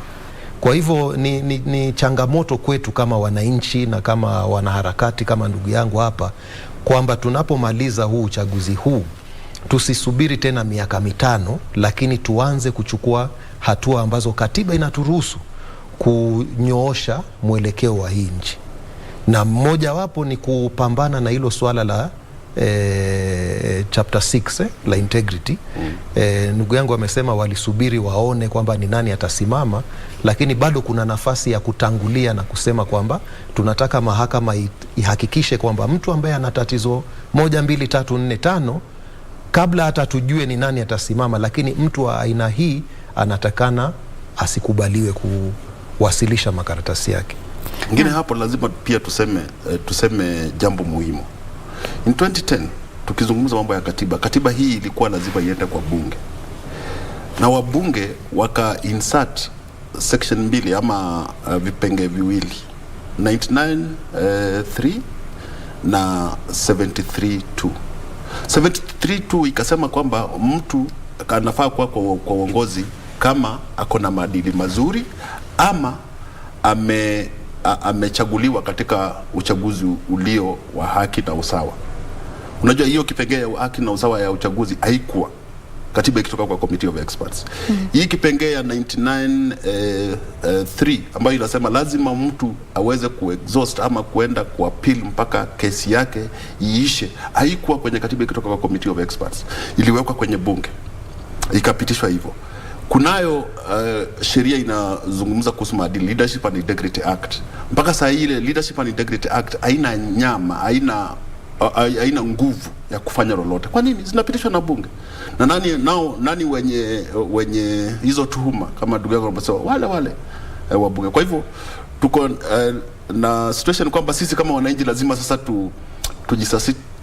tujistatiti wenyewe tuweze kuona kwamba tumechukua hatua, kwa sababu tukingoja sheria, tukingoja koti. Angalia sasa kama watu wengine wako na kesi kotini, kesi imesimamishwa, wakasema tusimamishe hii kesi mpaka uchaguzi uishe. Hiyo ni kumaanisha nini? Wale watapita na hiyo kesi haitakuwa na umuhimu wowote. Ndio unasema kwamba sisi wananchi kuna jukumu fulani ambalo tunalo katika kuhakikisha kwamba viongozi ambao tumeweka kwenye ofisi za umma ni kwamba ni maafisa wenye masuala ya maadili bora. Lakini unahakikisha kwamba kila baada ya uchaguzi unashuhudia kwamba Wakenya ambao tunazungumzia kwa sasa ndio watakao hakikisha kwamba wale viongozi wenye doa, ndio uchaguzi ni huru na wasawa, lakini sisi wananchi tunapata kwamba tunawashabikia na kuwachagua wale viongozi ima kwa kuwa wamekupa mapeni 2 matatu ama pengine hata kupata kwamba wamenunua cheti chako cha kupigia kura. Ni kweli lakini mimi siko kwa laini ya kulaumu wananchi.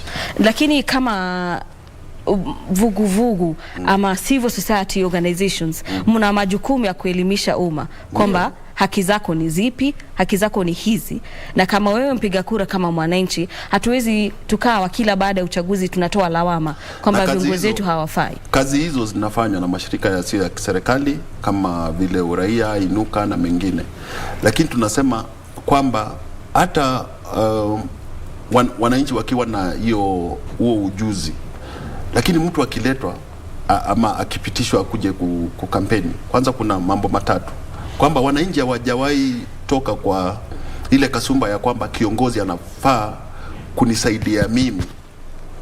Hawajitoka kwa hiyo kasumba. Kwa hivyo akija kukupa mapeni mawili, akikulipia mtoto wako fees na analipa na pesa ya CDF, unasema hala, huyu ndio mwenyewe. Kama hujui kwamba pesa hizi ni zako. Ukiwa na uvujaji wa pesa katika kupitia mambo ya rushwa na mengine, pesa hizo ndio hao watu wanatumia kuja kukampeni. Kwa hivyo tunaendelea kuhamasisha wananchi, lakini lazima pia kukuwe na hatua nyingine.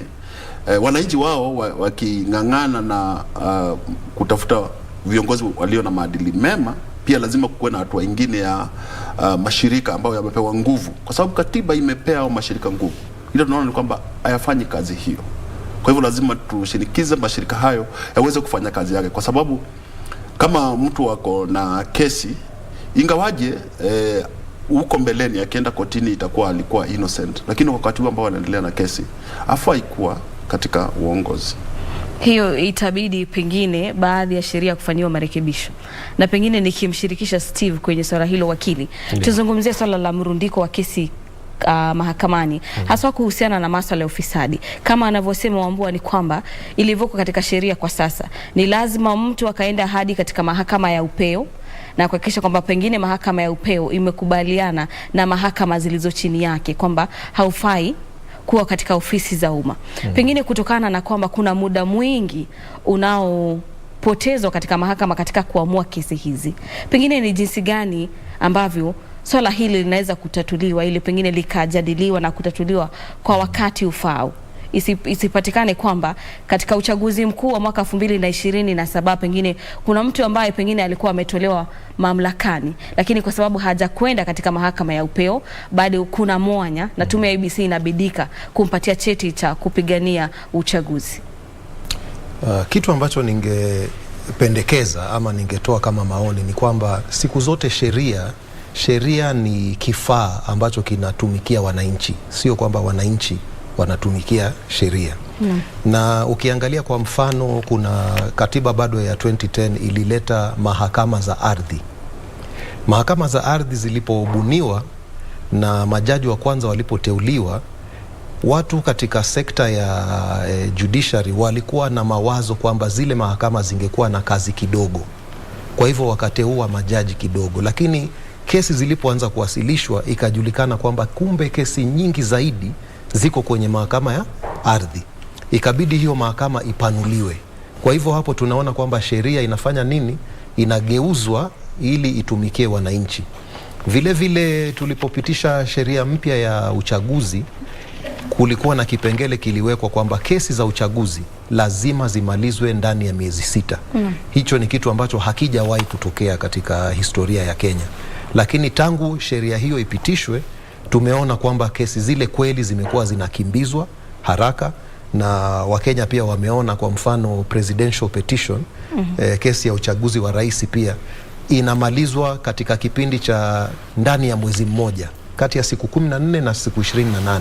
Kwa hivyo hakuna sababu kwa nini hizi kesi za ufisadi hatuwezi tukazifungia vibwebwe na tukapitisha sheria ya kusema kesi ya ufisadi lazima imalizwe ndani ya muda fulani, muda ambao utaruhusu yale matokeo ambayo sheria inajaribu kulinda, presumption of innocence, kwamba watu wote wako hawana hatia mpaka wapatikane na mahakama, isitumike vibaya kuhakikisha kwamba watu ambao hawafai wanaingia eti kwa sababu kuna mrundiko wa kesi. Kwa hivyo zipo njia za kuchukua na hatua za kuchukua, ni Wakenya waamue na mambo yatatekelezwa. Mkenya anayesikiliza kwa sasa atajiuliza pengine njia hizo ni zipi? Njia kama alivyosema mwanaharakati hapa, kusisitiza kwamba mashirika ya kiserikali yafanye kazi yao. Kwa mfano sasa, juzi katika hii kitu tulikuwa inaitwa BBI, tuliona mfano wa watu kujaribu kubadilisha katiba kupitia njia ya wananchi. Okay? Ingawa mahakama baadaye ilikuja ikasema kwamba kwa sababu watu ambao ni watu wa serikali walihusika ilikuwa makosa, lakini wananchi wana ruhusa ya kupeleka stakabadhi za kutaka kubadilisha katiba.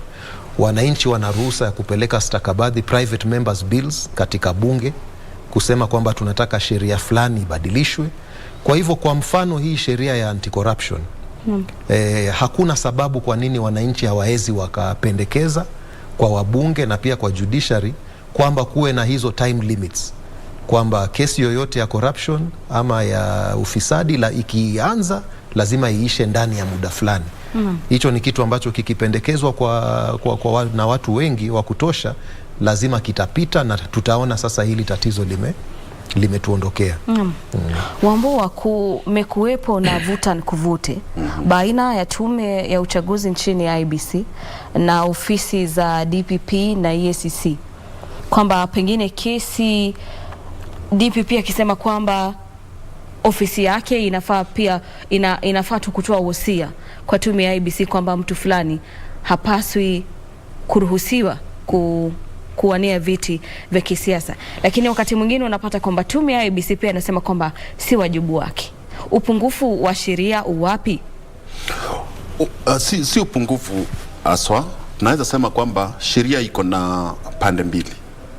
Kuna ile neno ambalo limeandikwa kwenye sheria na kuna ule tunaweza sema ni kama spirit, ile maana kubwa ambayo neno hilo la sheria linafaa kuleta. Sasa hivi mashirika yako kotini kwa Supreme Court yakiuliza wajibu huo uko wapi, kwa sababu katiba haijasema waziwazi na kwa sheria haijasema waziwazi. Kwa hivyo au mabishano hiyo kusema sio sisi ni kwa sababu hakuna sheria ambayo inasema responsibility hii aswa iko kwa nani. Lakini katika ile spirit ya katiba ama ya sheria, responsibility ya kuhakikisha watu kuna maadili ni ya the EACC, Ethics and Anti-Corruption Commission. Kwa nini? Kwa sababu wao ndio wanafaa kusema huyu anafaa ama huyu afai. Hapo awali kwa experience yangu ni kwamba EACC unaenda unajaza fomu, wanasema uko sawa, unaenda.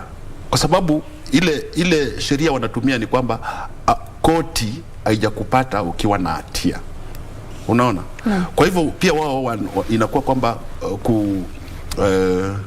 kuhakikisha kwamba wale watu ambao wako na maadili ambao sio bora wanapita, ni kwamba hata mikono yao imefungwa. Mtu anaweza kwenda kotini akuwe kwamba anaweza ruhusiwa. Kwa nini basi IBC, DPP na EACC pamoja na DCI wasishirikiane katika kuhakikisha kwamba yale ambayo yameitakiwa kwenye kipengele hicho yanatekelezwa, pasi na kusema kwamba huu ni wajibu wangu na wala sio wajibu wa ofisi nyingineyo? Aswa hiyo ndio ombi letu. Tungeomba mashirika hao yafanye kazi yao, kwa sababu lazima hiyo kazi ifanywe.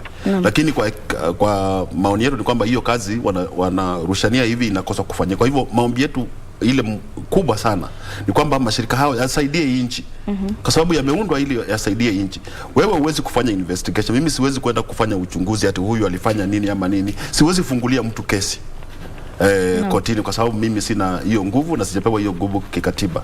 Lakini wale wako na nguvu na tunasema wafanye kazi pamoja, na wajue kwamba tutawaunga mkono, kwa sababu tukingoja ama tukitupa kesi hizi kwenye mahakama, masuala ya siasa ukipeleka kwenye mahakama, hiyo ni kufanyisha mahakama kazi nyingi, kwa sababu mahakama inafaa kuamua mali kuna utata. Lakini hapa hakuna utata. Kama una maadili ufai kuwa kiongozi. Hata wananchi wenyewe wanajua kwamba wewe ukitaka mfanyikazi wa kwako ama mtu ambaye anaendesha kampuni yako na ambaye anahusika na mambo ya kununua na kuhifadhi pesa, huwezi kuchukua mtu ambaye hana maadili. Unafanya interviews zinafanywa mpaka 5 ili muhakikishe kwamba huyu mtu ni sawa. Lakini ya kuwa kwamba mtu yeyote tu anaweza kuingia kwenye siasa, na hapo wakiingia kwenye siasa ndio unaona sasa kama hospitali nyingi hazina dawa. Pesa ya dawa iko wapi?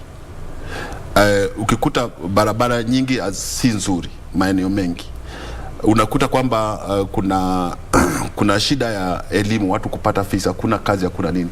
Hela hizo ziko wapi? Mbona tukienda kwenye uchaguzi unakuta watu wanakuja na mabilioni ya pesa? Sasa hivi tunasikia tumenunua ndege si haba, ndege nyingi tu na magari ya kifahari kwenda kufanya kampeni. Hizo pesa watu wametoa. Hiyo ni biashara ya haki. Na rais alituambia kwamba tunapoteza bilioni 2 kila siku kwa sababu ya uvujaji wa pesa, mambo ya ufisadi. Kwa hivyo lazima kukuwe na shirika ambalo linasaidia Kenya, kwa sababu Kenya inahitaji usaidizi na iko na mashirika ambayo ama institutions zimepewa hiyo kazi. Tunaomba wao wafanye kazi kwa pamoja, waweze kutuletea hawa watu, na kama hawawezi kufanya hivyo, basi hawana haja ya kuendelea kukaa kwenye ofisi. Kwa sababu pia wanalipa mshahara pasipo na kazi ambayo wanafanya. Asante kwa kauli hizo. Mtazamaji, wapo ndio mwanzo unajiunga nasi, basi unatazama kipindi cha Tamrini ambapo tunadadavua masuala ya uongozi na maadili, hasa ikizingatiwa kwamba ni chini ya miezi mitatu kabla ya uchaguzi mkuu wa mwaka 2022. Steve, tukisonga mbele, tuzungumzie hili swala la kimombo wakisema kwamba you are innocent until proven guilty. Na kufikia sasa kuna mswada mpya ambao unakuja kwenye bunge la kitaifa, na mswada huo unapendekeza kutoa kipengee cha masuala ya ufisadi na uhalifu wa masuala ya kiuchumi, na kutoa kipengee cha 62 sehemu ya 6 ambacho kinasema kwamba lazima ukae kidogo, kinatoa afueni kwa mshukiwa kukaa kwenye ofisi hadi pale pengine kesi itakapoamuliwa kwamba pengine una makosa ama huna makosa. Na wakati mwingi unapata kwamba maafisa ambao wanakabiliana na kesi kama hizi wanatumia nyadhifa ambazo wako nazo serikalini na katika nyadhifa mbalimbali kuhakikisha kwamba kesi walizonazo hazifaulu. Kwa mtazamo wako, pengine pendekezo la kutolewa kwa kipengele hili pengine unalichukulia vipi kama pengine Mkenya na wakili? Ndiyo. Kuna mambo kadhaa ambayo nayaona hapo. Jambo la kwanza ni kwamba ni kweli kwamba mtu ambaye anashikilia nyadhifa ya juu akiachwa pale ndani ya ofisi wakati uchunguzi unaendelea, anakuwa na nafasi ya kuharibu ushahidi, kuficha ushahidi, labda na kutumia ule uwezo wake kuharibu uchunguzi. Kwa hivyo hilo ni jambo ambalo kwa kweli kama linataka kuthibitiwa ni vizuri. Lakini kitu ambacho tunaita kwa kizungu presumption of innocence ni kitu cha kimsingi sana. Na mimi kwa maoni yangu ningesema kwamba sheria za kimsingi kama hizi, kwa mfano presumption of innocence iko kwenye katiba. Okay? Ni katika zile zinaitwa fundamental rights and freedoms. Ni kitu ambacho tusikimbilie kukibadilisha ama kukipunguza. Kwa sababu gani? Yale madhara ambayo tunajaribu kuyapinga, kwamba watu wameshtakiwa alafu wana interfere, wanaharibu kesi na uchunguzi, yanatokea kwa sababu ya swala la kwamba mahakamani kuna mrundiko wa kesi. Kwa hivyo hili swala la mrundiko wa kesi likiondolewa, itakuwa ni bora kuliko kusema tunaanza kwa Kiingereza kusema kukatail ama kufinyilia hii haki ya kikatiba ya kwamba uwe uko hauna hatia mpaka mahakama ikupate. Kwa hivyo ni kitu ambacho kama alivyosema mwenzangu hapa, lazima tuangalie nia ya sheria. Nikupatie mfano tu katika kumaliza. Kuna research ilifanywa miaka ya nyuma Uingereza.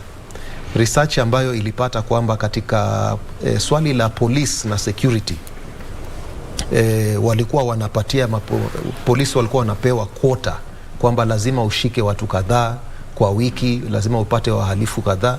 Sasa wakati polisi wamefanya kazi yao mpaka kazi imefaulu na hakuna tena uhalifu, ilitokea kwamba polisi walianza kushika watu ambao basically hawana hatia. Kwa sababu gani? Wewe kama ofisa umepewa quota kwamba kwa wiki lazima ushike watu kadhaa, kwa mwezi lazima ushike watu kadhaa. Kwa hivyo hizi sheria zisipoangaliwa vizuri, unaweza kukuta, kwa Kiingereza wanasema the tail is wagging the dog. Yani mkia ndio unamtingisha mbwa badala ya mbwa kutingisha mkia wake. Haya mambo yakifanyika, lazima siku zote tujue mbwa ni yupi na mkia ni yupi, ili tusipendue hali iliyowekwa. Mbwa ni yupi, mkia ni yupi. Wambua, umemsikia Steve. Zaidi ya mapendekezo kwenye mswada huo mpya, ni kwamba mimi kama Mkenya, iwapo ninahisi kwamba haufai kuwa kwenye shirika la Inuka Trust, kwamba unakabiliwa na masuala ya ufisadi, kwa kifupi tu kwa sababu ya muda, ninaweza kwenda mahakamani na kusimamisha, kutoa petition ama kutoa ombi kwa mahakama kwamba haufai kuwa katika swala kama shirika hilo unalo ambalo unashikilia kwa sasa. Pengine swala hilo la kuhakikisha kwamba linampa nguvu zaidi Mkenya wa kawaida, kwamba Wakenya sasa watakuwa na jukumu ama pengine mamlaka ama nguvu kidogo ya kisha kwamba iwapo pengine Steve amekatalia kwenye mamlaka, manake pengine sheria inasema hadi atakapo uchaguzi ama kesi itakaposikilizwa na kisha kwamba amepatikana na hatia. Pengine kwa mtazamo wako, jinsi ya pengine ya kumuinua Mkenya wa kawaida na katika kuhakikisha kwamba ana jukumu la kuhakikisha kwamba wale ambao wako katika ofisi za umma ni watu wenye maadili halisia na maadili bora kisheria. Hilo ni jambo nzuri kwanza, kwa sababu katiba yetu inasema kwamba kipengele cha kwanza kwamba all sovereign power belongs to the people. Wakenya wako na haki za kuendesha nchi yao. Hiyo lazima tuseme hapo, wamepewa nguvu. Lakini jambo la pili ni, je, mbona tunapeleka mambo yote kotini? Kusikuwe na njia nyingine ya kutatua masuala haya, na kesi hizo zote zikienda kotini itakuwaje? Threshold ya kusema huyu mtu ang'atuke itakuwa ni gani? Kwa sababu haiko kwenye, kwa sababu ukisema hivyo wale watu ambao wamekasirikia kama mbunge ama governor wote wanaenda kotini, na itakuwa sasa mnaharibu su wakati wa koti, na itakuwa zile zinaitwa frivolous cases. Kwa hivyo lazima pia tuangalie threshold ni gani. Na pili, tukizungumza mambo ya threshold lazima tuangalie katika nchi tuko na mtindo gani. Katiba imesema kwamba mtu ambaye atekelezi kazi vizuri anaweza kung'atuliwa na wananchi. Na wabunge wapitisha sheria vile jambo hilo litafanyika.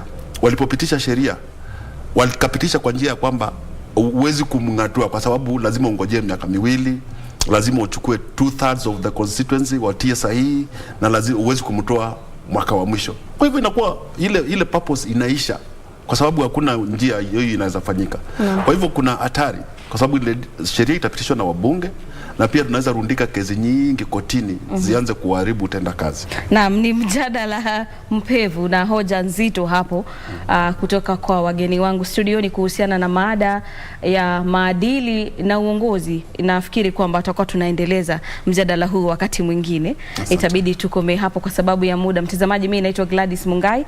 Asante sana kwa kutegea studioni. Nimekuwa nikiwashirikisha wageni wangu Kawive Wambua kutoka shirika la Inua Trust na Steve Gombo ambaye ni wakili. Nasema asante sana kwa kutazama.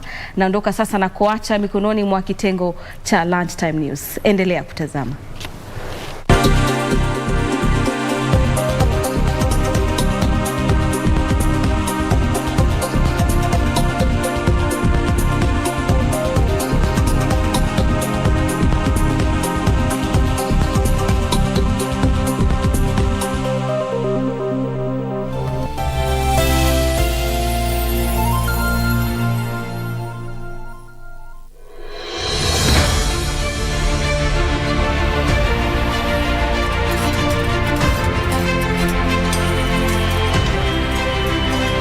And 98% of passenger transit in any country, most particularly Kenyans, happens on roads. Kwanza ningempa kongole sana Mr. President. Barabara si kitu ya transport peke yake. Sisi ni ofisi yetu. Muza mboga, muza matunda, muza kila kitu hapa. Ni barabara ndio kupeleka. Tuna pongezi kubwa sana kwa sababu barabara imetengenezwa mzuri. Wametutengenezea barabara kama ya Ulaya. Yote haya kwenye KBC Channel 1.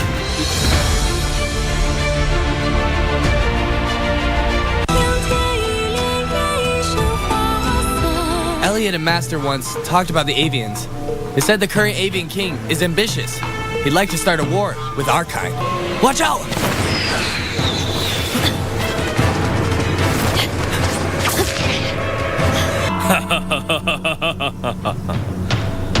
Good job. We tracked them all the way here, expecting to catch a few for questions. Someday he's going to rebel and cause trouble. We've got Mars. No need to worry. Prince, my apologies. Get lost. But Prince, do you know who he is?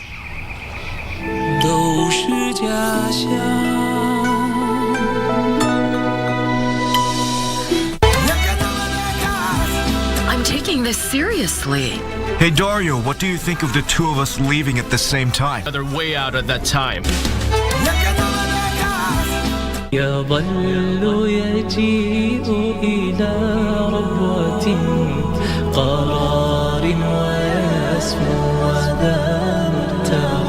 We una afya ni mzima, huo ni kama ni neema. Unaacha kuswali ndugu yangu, unaacha kufanya ibada, ndio bado unamkufuru Mola wako.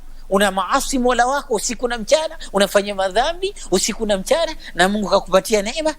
Wa in ta'uddu ni'matallahi la tuhsuha, na mkihesabu neema za Allah hakuna idadi yake. Jinsi alivyosema ni kwa tukimkumbuka atatukumbuka, na pia tukimshukuru atatuzidishia katika neema zake. Waddu'a wal-layli idha saja ma wadda'aka rabbuka wa ma qala walal akhiratu khairul laka min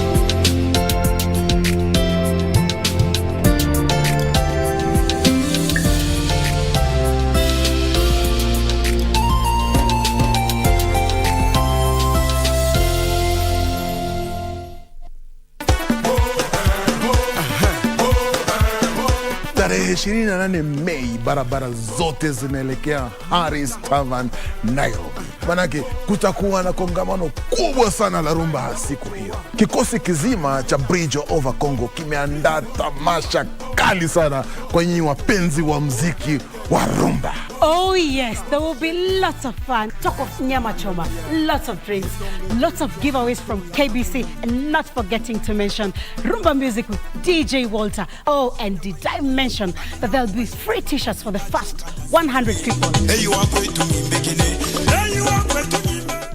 Nitakuwa siku hiyo. Tafuta sheri. Kama una sheri, omba sheri. Nitakuwa your host Simeon Mfumo with my running mate Winnie Marie Jose. Yay!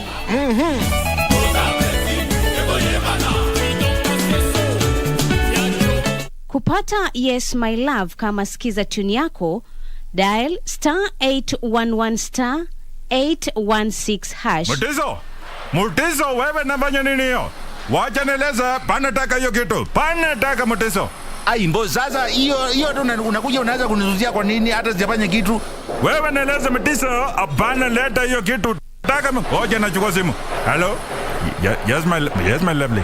Yes, I did the dishes. Kupata Yes My Love, bonyeza *811 *816#. *811 *816#. As campaign intensifies for the upcoming general election, what does all this mean for you, the voter? What do the candidates have to offer? How prepared are agencies charged with the election process? Join John Kuria and Safina Chieng on Kenya Decides. This and every Tuesday from 10 p.m. on KBC Channel 1 as we unpack elections 2022 with a panel of various stakeholders. Make informed electoral decisions. Huu upuuzi unaoendelea nao na mke wangu ukome. Tena ukome kabisa au utakuja kuzama. Mimi ni mvuvi bwana. Zari, haya ndo mambo mimi nilikuwa sitaki. Wakati wote nitakuja kumwona mwanangu, nitakuja bila pingamizi. Pili, mimi hapa sitoki. Wewe na yule mzee Kongo mlijuana wapi? Zari, unafaa uelewe kwa huyu mtoto ni wa Kate. Hata ukienda wapi bado atakufuata. Alikuja hapa yeye mwenyewe. Sio nyinyi mliomleta.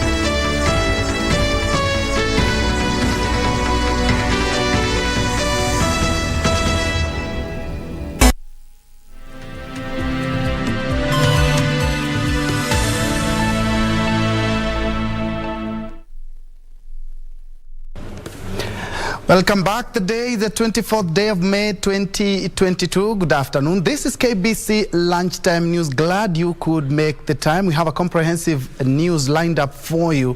Thank you so much for joining. My name is Ben Troy Njue, and Ann Wangeshi will be our sign language interpreter for these live newscasts. Remember, we can keep this conversation interactive via all our social media platforms as we are live. Now, straight to the news. The Jubilee Party has dismissed the issue of zoning within the larger Azimio la Umoja One Kenya coalition and urged its aspirants to continue with their campaigns. The national chairperson, Nelson Nzuya, says the party's focus is on getting numbers in parliament in the upcoming polls to enhance legislation. Jubilee Party's national chairperson Nelson Nzuya has urged all aspirants under the party to focus on their campaigns, assuring them that no party zoning will take place. Sisi tumeambia wagombea wetu wote waendelee na kampeni zao, hakuna mambo ya zoning. Na tumesema ikiwa itafikia ni mambo ya zoning, mimi ningesema ya kwamba hata hapa Jomvu, ikiwa itafika mahali ya kwamba imetubidi sisi kama Azimio kufanya zoning, basi itakuwa ni mgombea wetu huyu Toya, yeye aendelee kusimama na wale wengine wamuondokee. Nzuya, who was speaking during a youth meeting in Jomvu, Mombasa County, also reiterated the party's support to the aspirants, saying that plans to assist the aspirants with campaign materials and other resources were being finalized. Mikakati ambayo tumeweka ni mikakati ambayo ni ya kawaida. Kitu ambacho kinahitajika ni kuhakikisha kwamba tumewasaidia wagombea wetu wote kuwapatia enough campaign materials na resources za kutosha, kwa sababu campaign sio rahisi. Jubilee Party is set to field 19 member of county assembly aspirants, 5 aspirants for parliamentary seats, a women representative aspirant and a senatorial aspirant in Mombasa County. For Lunchtime News, I'm Jeritich Kiprano.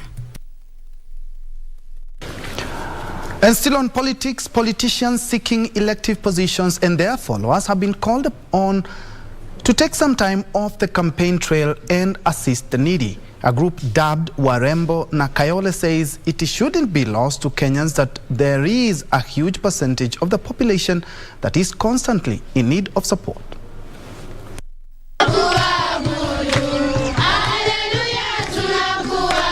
Speaking at the Victor's Children Rescue Center in Buratwa of Isiolo, when they paid a visit to the orphaned and vulnerable children living in the home, the group said Kenyans should not get carried away by the political season.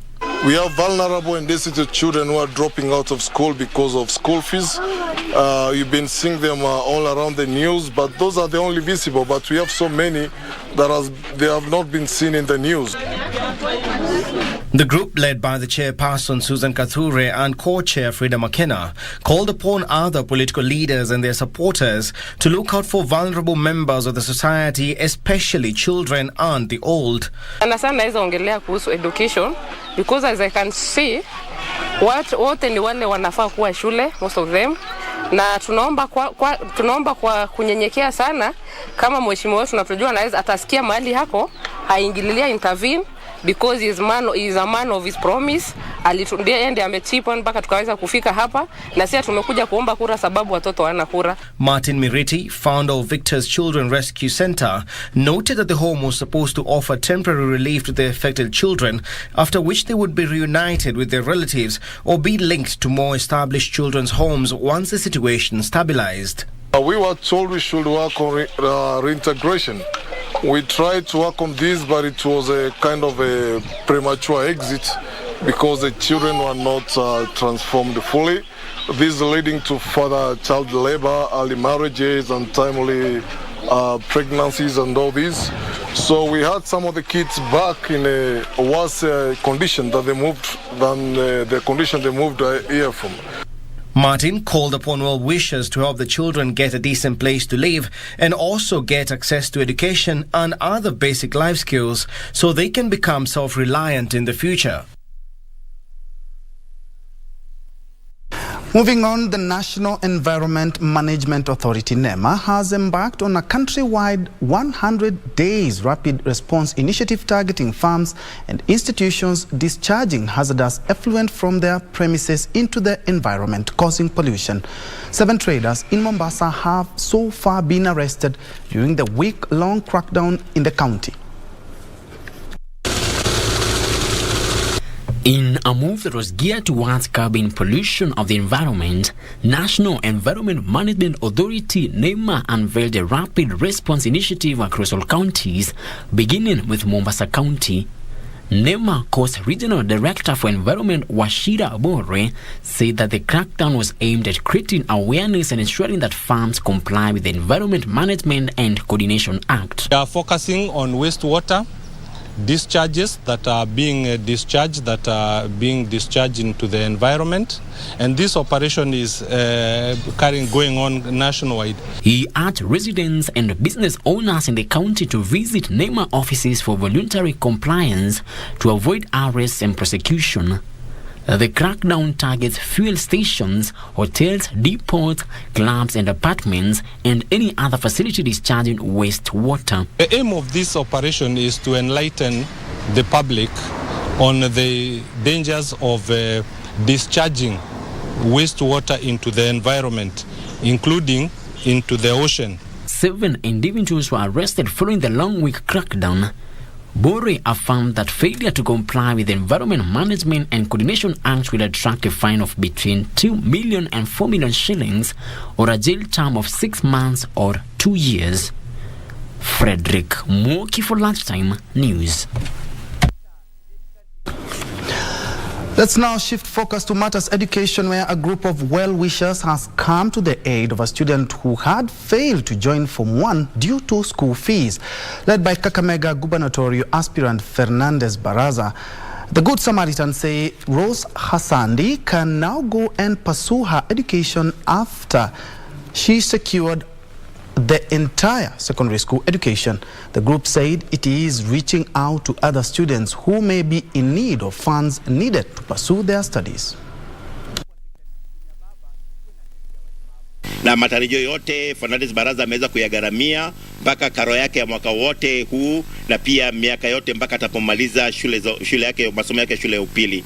Na kwa Fernandez Baraza tunasema asante sana kwa kuweza kusikia kilio cha Rose Hassandi, ya maombi ya nyanya yake na kilio cha mama yake na kuja kumsaidia. Na kwa sababu mimi kuanzia 2018 nimekuwa nikisaidia wanafunzi Kakamega County kuingia Form 1, nikaona huyu ni kama ni wale 1, 2 ama 3 ambao foundation yangu haijakuwa ikiweza kufikia. Na ndio wakati niliona hiyo kwa TV nikasema lazima nifike hapa mimi mwenyewe nihakikishe ya kwamba huyu mtoto ameenda shuleni. Hata niko na furaha. Sijui nicheke, sijui nilie, sijui nifanye nini. Niko na furaha. Hii kifua yangu mtu akifungua niko na furaha. Amenifanyia kila kitu yenye sikuwa natarajia. Hata kuna wengi hata ni wa ukoo yangu wajai hata kufika kwa nyumba, lakini mzee amefika kwa nyumba yangu, nimefurahi sana. Mimi ni mjane, mzee wangu alikufa kitambo, akaniwachia mtoto kama ni mdogo. Mimi nafulianga tu watu manguo. Kwenda shule ya bweni si rahisi sana, lakini yeye amenisaidia. Ameondolea mamangu na babangu, kama hata sina baba. Shosho yangu ameondolea uzito. Namshukuru sana. Kama ingekuwa yeye singekuwa hapa, na kule pali naenda siwezi kumwangusha.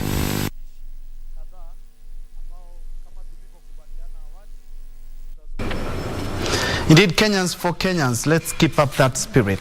And still in Kakamega, transport activities on Joyland Road towards Rosterman in Lurambi constituency, Kakamega County, were disrupted after locals temporarily closed the road.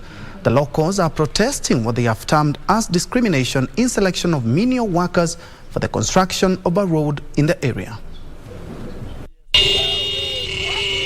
Led by Angeline Chimuli and Boniface Shivachi, the protesters have complained on being sidelined by the contractor in awarding of jobs which they now say they are giving to people outside the county. Locals claim that many of them are skilled and armed with requisite credentials, yet they're asked for bribes among other illegalities in order to secure the jobs. Zimekuja kwa kaunti yetu na hata watu ya kaunti hatuandikwi, wameandika watu kutoka nje. Corruption imezidi hapa, wenye wanaandika wanalipwa pesa ndio waandika watu, na hii kazi tuliona tu imetukujia sisi tufanye kazi. Engineer anatoka nje, material engineer anatoka nje, surveyor kama hayuko hapa within anatoka nje, hatuna shida. Lakini sisi tunasema dereva yeyote wa gari, ikuwe gari ndogo, ikuwe tipa, muti ya kubeba bendera, mechanic wako hapa, grader operators na shop operator, roll operator wako hapa wengi sana wamejaa. Hao watu lazima wapewe kwanza first chance. They have now called on the management of the company to give them a chance, saying the protests will persist if demands are not met. Watoto wangu ni mafundi, hawana kazi. Kwa hivyo ndio maneno ambayo imetufanya sisi kuja tuandamane, tuulize kwamba kwa nini wanatoa watu mbali. KBC's efforts to obtain companies' comment on the matter were unsuccessful. Moving on, Nyandarua County Governor Francis Kimemia has commissioned some newly upgraded roads in Ol Kalou municipality. The roads, which have been upgraded to bitumen standards, have transformed the outlook of the town, which has in the past faced infrastructural challenges. The project is a joint program with the World Bank under the Kenya Urban Support Program in support of infrastructure development. The project has seen construction of a major fresh produce market in the town, as well as massive facelift with installation of new solar street lights and the paving of walkways. Tumekuja kufungua miradi ambao tumetengeneza hapa. Mradi wa Bol County imeshikana na World Bank na tumeweza kutengeneza barabara za lami na zaidi ya kilomita 4 katika hii town ya Ol Kalou. Pia tumetengeneza kablo, tumeweka kablo katika hii town. Ilikuwa ni chafu zaidi hapo awali, matope mingi na ile neto matafai ilikuwa mingi sana na town ilikuwa chafu. Ilikuwa ni ngumu sana investors kuleta maendeleo katika hii county. Lakini hivi sasa tumeweka kablo, tumeweka lami, tumetengeneza soko ya kisasa ambayo tunaiona hapa ya zaidi ya milioni 66 ambayo imetengenezwa hapa. Tuko na stadium ambayo inakuja hapa katika Ol Kalou. Tuko na pia miradi mingi zaidi.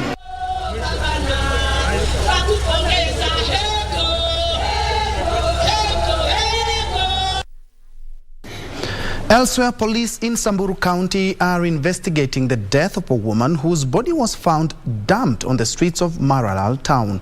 Locals suspect the woman may have been raped and killed before her body was dumped on Sunday night. Edwin Austin with the details of this and other stories in the County News Roundup. Residents woke up on Monday morning to find the body of the middle-aged woman hours after she was spotted fighting with an unknown person. Tukiomba serikali ishukue hatua kali kwa mwenye alifanya kitendo kama hii, kwa sababu serikali iko na means yote kutafuta mwenye afanya kitendo kama hii. Hii ni kitendo unyama. Tungeomba wananchi ambao wanajua vile kitendo litendeka aleteo ofisi ya polisi ama ofisi ya chief Kenya ilifanyika ndo tujue habari nani asababisha kitu hii. Locals want police to get to the bottom of the matter and bring the killers to book. Meanwhile, a campaign vehicle believed to belong to a Nakuru member of County Assembly has allegedly hit and killed 2 people along the Nakuru-Nairobi highway. Yenye imefanyika hapa, sijui kama mama alikuwa anajua light zake kwa barabara ama ni gari ilikuwa na shida. Tunaomba tusaidiwe sana. Tuwekewe flyover hapa, tumeishi miaka yote kulia tuwekewe flyover pale Kiratina. Ilikataa kuwekwa. Tumeishi kulia. Gekari anajitolea sana kutuvukishia watoto hapa. Watoto wanatoka Kiratina, wanatoka Kiamunyeki, wanakuja shule hapa. 489,000. Makofi kwake.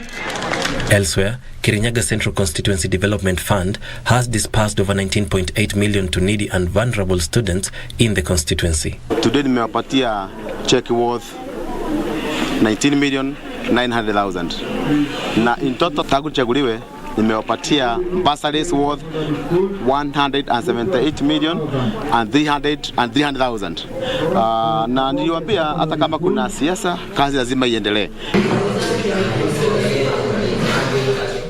In Nyeri County, over 200 students from Karonda's Catholic Vocational Training Center have benefited from a free training on how they can tap into the digital technology for self-reliance. It is not just blue-collar jobs that are earning money. White-collar jobs that are earning money. There's a lot of blue-collar jobs which you can do through the internet. And basically we are telling them that you can advertise your services. You can scroll and browse through various sites that give opportunities of various kinds. Chief Executive Director of South-South Dialogue, Stephen Ndegwa-Mwangi, has challenged the youth to work harder and smarter in order to earn honest living. Edwin Austin for Lunchtime News. Very well, we are due for a fast break at about 17 minutes past the hour, but when we come back, 25 countries will be gathered right here in Nairobi for a coffee summit. That is a discussion that you do not want to miss. Keep it KBC.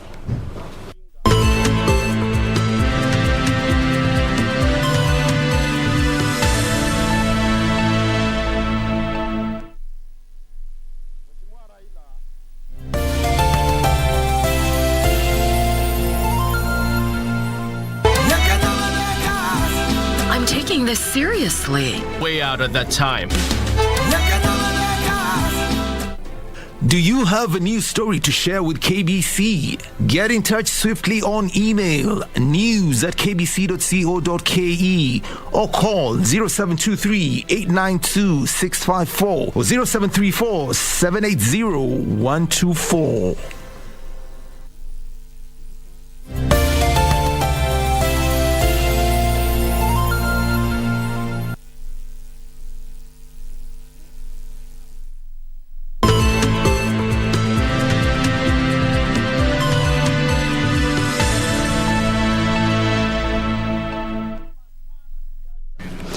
Welcome back and thanks for keeping it KBC. Now, this week, that is on the 25th to the 27th, 25 coffee-producing countries in Africa will be meeting here for a coffee summit under the umbrella of Inter-Africa Coffee Organization, EACO. They will discuss a number of issues. And right now, we are joined by the Secretary General of the Inter-Africa Coffee Organization. Karibu sana Bwana Solomon Rutega. Thank you. Shukran for coming. Thank you very much. Now, 25 African countries. What is the G5 summit all about? What are you seeking to achieve? What are you believing in actually coffee as an anchor commodity in Africa will provide the desired results at the end of this two-day conference? Yeah. Thank you very much, Ben.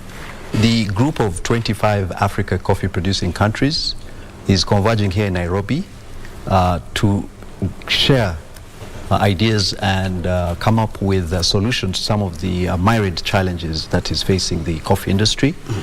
We're very, very grateful to the host country. I'd like to thank President Uhuru Kenyatta and the Kenya government for agreeing to host the summit here. It's the first summit.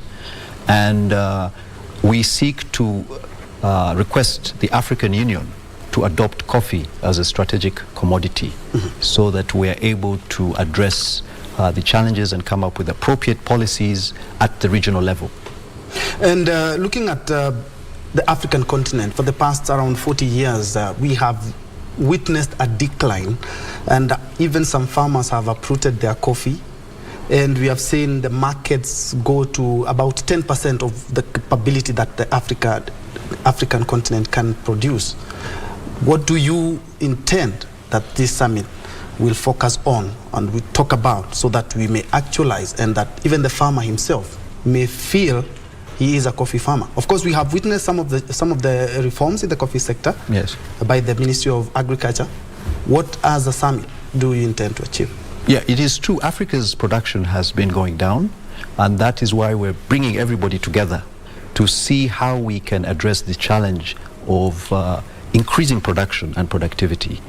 In the case of Uganda, where I come from, they've had a success story of increasing production from 4 million bags to 8 million bags. And they have experiences they would like to share with other coffee producing countries. So the purpose of the summit is to converge, get this group of African producers together and exchange ideas on how we can reverse the situation.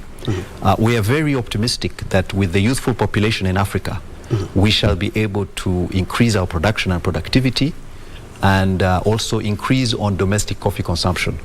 Yeah, so the purpose of our summit is to address those issues of production, of value addition, of finance, and other things that cut across the coffee value chain. And still on the past, coffee in Kenya, back in the late 80s and 90s, we were doing very well, and African countries were doing well as well. But that did decline, and some people decided to switch to something else. But in Africa, do we have a case example that can showcase exactly coffee? We need to focus all our energies so that we may go back to the heydays. Yes, the issue of price volatility has been one of the key factors that have created a decline in production, and farmers have cut their trees because these prices are very volatile. So what we're trying to do now is to increase on domestic consumption, so that we don't have to depend so much on exporting our coffee outside. You see, if we start drinking it, and we have the potential of consuming about 13 million bags a year, we'll be able to at least have some stability in the pricing, so that people don't cut their trees. Of course, there are other challenges of infrastructure, in terms of the storage, in terms of the logistic infrastructure. These are also challenges that we are addressing as a regional body. And if we get adopted under the African Union, those are some of the things that we shall be discussing at that level. So it is true, we are trying to reverse this situation of a decline in productivity and production by encouraging domestic consumption, investment in the infrastructure, so that people, young people are able to start drinking coffee, and that coffee can be competed for, both at the national and at the international level. We have countries like Ethiopia. Ethiopia consumes 50% of their coffee production. Wow. Yes. So Kenya, we are doing what percentage? Kenya could be around 3% of what you produce. It's still low. That's quite low. Yes, the per capita consumption in most of the sub-Saharan is below 1 kilo per person per year. So we're trying to see if we can go to countries like Ethiopia, which is about 3 or 4 kilos per person. In the Maghreb countries, you have about 6 to 7 kilos per person per year. Of course, in the developed world, in the Scandinavian Nordic countries, it's about 9 kilos. So there's a big gap, and that's an opportunity for us that we can invest in this value addition, so we're able to consume what we produce. How do we encourage Kenyans to pick up coffee so that we may have our own domestic market? Because looking at the percentages, they are quite low. How do we encourage Kenyans to consume so that we ensure that we have our own market before we decide to sell? Because looking at the coffee that we have in the country, you sell at a certain amount, but after it has been processed and brought back in the country, it is sold at a very high price. How do we benefit from that? Yes, what we're doing as Ayako, we have a youth program. As I said, Africa has got the youngest population. So we are trying to start with the universities.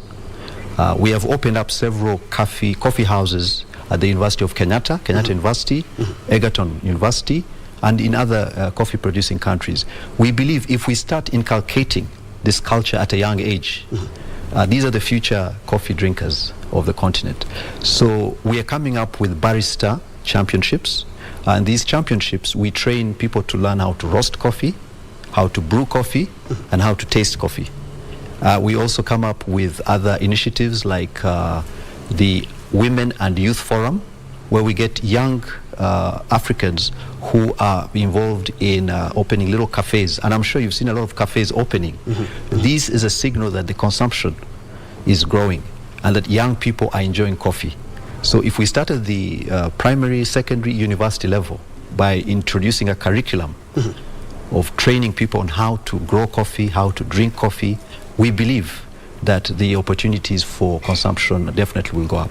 Now, Solomon, we are trying to galvanize coffee consumption and so that we may boost the trade outside and locally. But it's still facing a lot of challenges from other brews. I can tell you for free, today I've taken tea, I've not taken coffee. And other than that, there are people who drink soya, others chocolate, others tea, others soft drinks, others don't even take tea or coffee. Yes. Well, is there a future for coffee? There's a huge future for coffee. Just to give you some background, coffee is the second largest traded commodity after oil.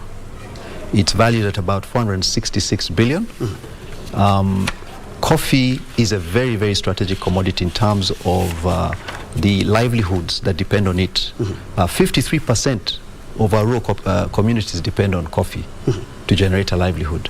So it is a product, I believe, that has a lot of positive attributes, not only as a drink, but also medicinal. Yes, there are some medicinal attributes to coffee that we could use as a promotional strategy to tell you that you're better off drinking coffee than soda. It's more healthy for you to drink coffee than soda. So we believe that the space is enough. You can have your soda, your tea, but in terms of impact on the employment, on the GDP for most of our countries, youth employment, coffee offers a better chance than other products. And you see, Africa is rapidly developing. Urbanization is taking over everything. Do you think this is quite a market that African countries can explore? Absolutely. As I told you, that half of our consumption is imported in finished form from abroad. But from Africa? No. What happens, Africa sends the green bean of 13 million bags. And then we import 50% of that coffee in finished form. So the coffee goes out more like 10 times the price. Yes. We have to reverse that trend. We're sort of trying to do. So that tells you there's a gap of that 6 million bags that comes in as value addition. So we think that offers an opportunity for the industry to invest in the infrastructure. By infrastructure, it's not just opening a instant coffee factory or a roasting factory. You have to invest in packaging. You have to invest in the shipping. There's a whole list, advertising, branding. So those are the things we need to help our people in terms of focusing on. So it's not just the factory. There's a whole catalog of things that we have to do to improve on invest in the domestic consumption. But the future is bright. As I mentioned, a young population with consumption rate growing about 2% offers a very big opportunity for the continent. And in the last few years, majority of world coffee producers, especially here in Africa, have left the organization. Who have left, and the 25 nations, all of them coming? Now, the Inter-Africa Coffee Organization represents 25 African coffee producing countries. The global organization, that question probably will have to be answered by them. But for us, we are in the process of ratifying our agreement to bring in the 29 other non-coffee producing countries. As I mentioned earlier, the per capita consumption in North Africa is very high. So there's an opportunity for coffees in the sub-Saharan Africa to export their value-added coffee up north and also in the southern part of Africa and also parts of West Africa. So our focus as Ayako is to include all the 54 African countries under the AU to be able to trade with each other. We are very privileged. We have the creation of the Africa Continental Free Trade Area, and we are going to work under this framework to promote the inter-regional Africa coffee trade. And as we wind up, does the international markets like Brazil, being the world largest producer, affect how the market, the international markets? We had frost last year and the prices had plummeted. Yes. Can it affect the African continent? Yes, of course we operate in a global environment. Brazil, which contributes quite a big, more than 30-40% of the production, whenever there is a frost, international prices do go up. But over the years, this is a temporary cycle. So it doesn't mean that when the prices go up, they're going to remain up. So we are definitely enjoying that little boom, but eventually the prices will go down. Now, to avoid that, it's better that we invest in our value addition infrastructure so that we have some price inelasticity as a finished product. You find the elasticity is more pronounced in the green bean than in the finished product.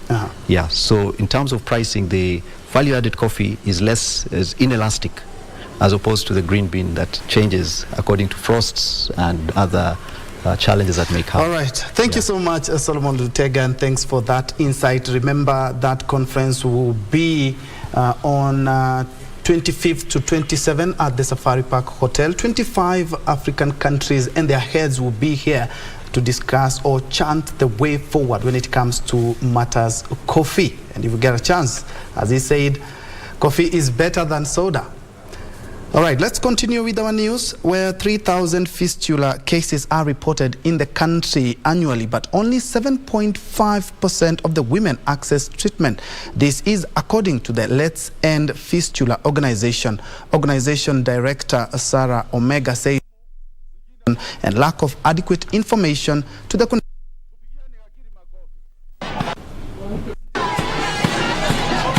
Lack of awareness and stigma associated with fistula is still a hindrance to many women coming out to seek medication for fistula.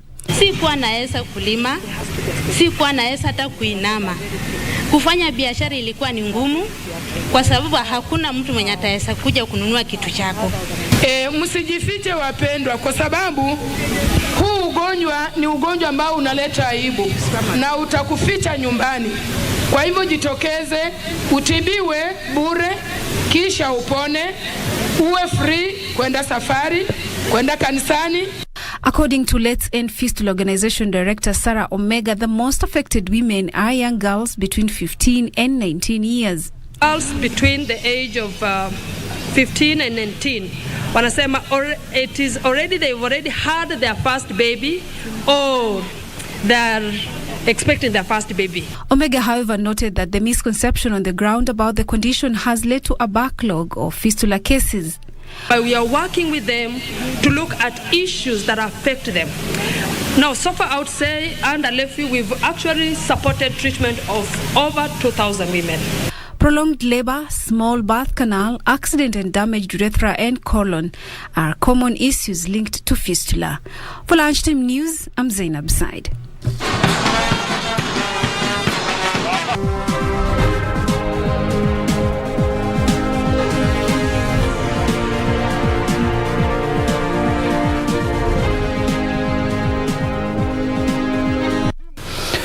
Let's now make sense of shillings and cents in business. A National Treasury is proposing the creation of a minerals royalties collection account for receiving all mineral royalties. The account will help facilitate the transfer of mineral royalties to the national government, county governments and communities. Treasury Cabinet Secretary Ukuri Atani is further proposing that 70% of all mineral royalties be collected, transferred to the consolidated fund. I beg your pardon. The public has until 30th of June this year to submit their recommendations to the Treasury. The proposed draft framework seeks to provide the budgeting of mineral royalties at the national government, county government and communities. The proposed formula will provide a clear flow of minerals royalties from the national government to the communities. The revenue sharing agreement, as per Section 183 of the Mining Act 2016, allocates 70% to the national government, 20% to the county government and 10% to the community. In order to facilitate the transfer of mineral royalties to the national government, county governments and the communities, in accordance with the provisions of the Mining Act 2016, National Treasury proposes the opening of a county mineral royalties account into which 30% of all mineral royalties collected shall be deposited for ease of sharing with respective beneficiaries. The account will also be in charge of receiving all mineral royalties, into which 70% of all mineral royalties collected shall be transferred to the consolidated fund. Under the proposed framework, the Ministry of Mining shall ensure the royalties are remitted to the National Treasury coffers by the end of every month. The ministry shall also prepare and submit to the National Treasury by the 15th day of every quarter a schedule indicating amounts due to the county government and communities from which the royalties were collected and minerals against which the payments were made. The National Treasury shall then transfer the 30% from the county mineral royalty account within 14 days upon receipt of the schedule to the respective county revenue fund. The 10% entitled to the communities shall be transferred through the respective county governments for purposes of financing projects, interventions as identified by communities. Each county government shall open a special purpose account for depositing the 10% mineral royalties share with communities. Kenya plans to exploit its natural resources like gold, oil and coal, among others, to steer socio-economic development in the country. The public has until the 30th of June this year to submit their recommendations to the National Treasury. Carol Enjinga for Lunchtime News. Moving on, real estate developers are calling for tax rebates for materials used in the construction of green certified buildings. The developers are saying that this will help the country make strides in combating climate change and reduce carbon emissions in urban centers. Purple Dot General Manager Said Jiten Kerai says tax incentives coupled with a conducive building environment will propel Kenya's status as a green building hub. According to the United Nations Environmental Programme UNEP, real estate contributes up to 30% of global annual greenhouse gas emissions. In Kenya, as of 2021, there were 43 certified green buildings in the country, a 100% rise from 2020. This indicates that Kenyan developers are increasingly adopting sustainable building practices. Now we're seeing a lot more of this green building being filtered down to everyone. And the idea is that green should be for everyone, right? Green is not an expensive technology. Yeah, I think it's growing. A lot of our work with Kenya Green Building Society, we run a lot of education programs trying to train professionals, students, government on green buildings and green building practices, technologies.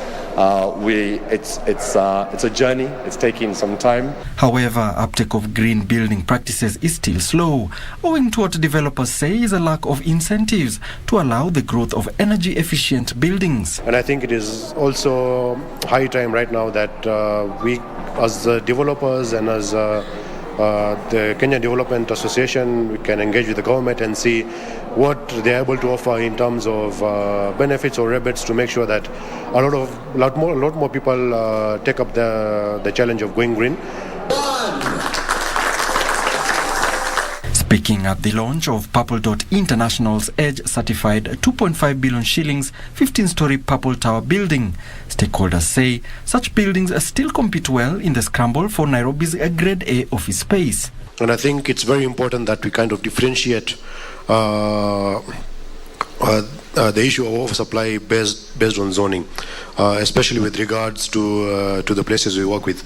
If you look at Westlands, for example, I think that still has an incredible demand for office supply space, and it has been for the past decade or two, mainly. EDGE certification is a benchmark initiated by the International Finance Corporation, IFC, to encourage the design and construction of sustainable, resource-efficient buildings in emerging markets.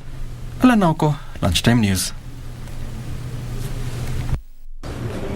Now, Kenya is grappling with a shortage of plumbers and masons as students avoid technical courses in favor of glamorous courses, leaving property developers with the challenge of securing the services of artisans. Rift Valley Institute of Business Studies Director John Gitao cites Nakuru, where there are 500 architects and engineers against about 200 trained artisans specializing in masonry, plumbing and painting, a situation that should ordinarily be the other way around.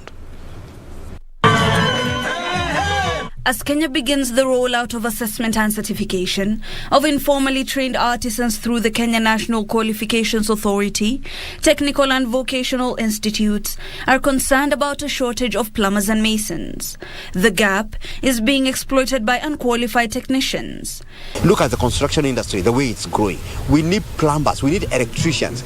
And these are skills they gain irrespective of the academic performance at the Form 4s. Rift Valley Institute Institute of Business Studies Director John Gitau says there are more quantity surveyors, engineers and architects that universities are churning out than the number of skilled artisans graduating in technical vocational education training institutes and polytechnics, leading to a labor imbalance. Because when they come to TVET, they will be trained on one area, and that one area will form the basis of their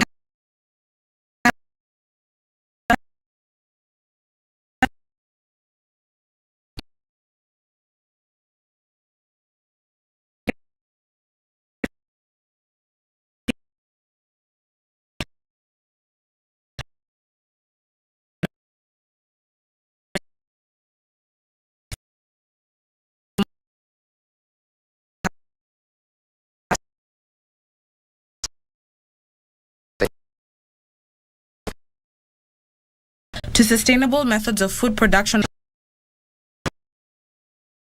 Putting in mind that climate change is one of the determining factors when it comes to food production.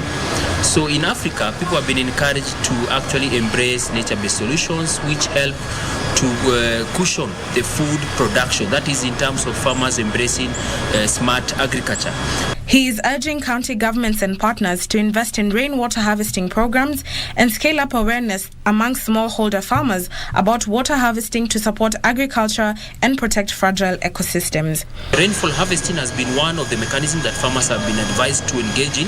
Secondly, also farmers have been advised to engage in what we call greenhouses, whereby farmers end up growing crops in regulated or modified kind of environmental conditions, and this will help them to actually increase their cropping solutions. These are what we call adaptation measures that help us to cushion ourselves against the impacts of climate change. Ndusamo Kami for Lunchtime News. Moving on, the government has embarked on a multi-billion shillings aquaculture project targeting arid and semi-arid areas. The project will be undertaken in collaborations with the Kenya Marine and Fisheries Research Institute. The institute has already set up a fingerling breeding center at the coast which will help supply farmers with fish. The projects will be undertaken by the national and county governments. The government has been carrying out research in arid and semi-arid areas to ascertain whether they are conducive to aquaculture farming. This is a part of the Blue Economy initiative that seeks to tap the country's water bodies for social economic development. Already the government has set aside a 15 billion shilling kitty to fund aquaculture activities in 25 counties. The Kenya Marine and Fisheries Research Institute is already working with the county governments to roll out various community aquaculture farms, with the first one being launched in Kilifi. Lakini kutokana na mradi huu ambao tuko nao tumeuzindua hivi leo, ambao nimekuja mimi na viongozi wa shirika la Kitanda kutoka Belgium ambao limetoa msaada pamoja na shirika letu la Kemfree. Tumekuja kuzindua huu mradi ambao ni kielelezo katika uchumi samawati katika maeneo kame. Tumeweza katika utafiti wa wanasayansi wetu kuona kwamba inawezekana kuweza kufuga samaki katika maeneo kame. Kemfree will provide the technical know-how among the selected communities with a view to supporting Kenya's blue economy strategies. Fursa moja kubwa sana ambayo inaweza kutusaidia hata kuanza kusafirisha hawa samaki nchi za nje. Kwa sababu ukiangalia zao ambao liko hapa Kavunzoni leo, na kama linaweza kupatiwa shime zaidi na serikali gatuzi na ufadhili wa kisayansi na kiufundi tofauti kutoka kwa shirika ambao limebobea kwa masuala hayo, ambao serikali kuu inapeana pesa kwa masuala kama hayo. Nina imani kuu sana ile njia ya zamani ambao watu walikuwa wakisema kwamba sehemu kame zinastahili kupelekewa chakula. zinaweza kuwa za kwanza kutoa chakula katika sehemu kame kupeleka zile sehemu ambazo zilikuwa zinasema ziko na chakula. So far, Kemfree has built a major research station in Shimoni area of Kale County to produce fish fingerlings and stop the reliance on wild catch found in the sea that has been used by many fish farmers in the region. That this was only possible through these partnerships. We had contact with Kemfree, and Kemfree did just a wonderful job. They came here on the site. They even build up awareness for fish farming because we have a borehole here that gives salty water, and so we can use the salt water for the people use it for washing, they use it for their cattle that drink it, but we had another opportunity that's to use it for fish farming.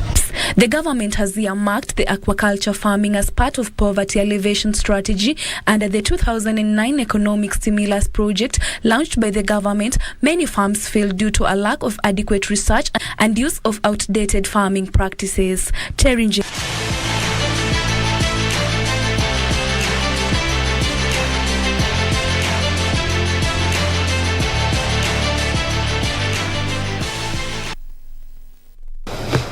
And in sports, Emma Raducanu defeated Linda Noskova in the first round of the French Open as Novak Djokovic and Rafael Nadal easily cruised to straight set wins at Roland Garros. Emma Raducanu showed fight and spirit to come back from a set down and win a senior debut at the French Open against Czech teenager Linda Noskova. ITF and going to school.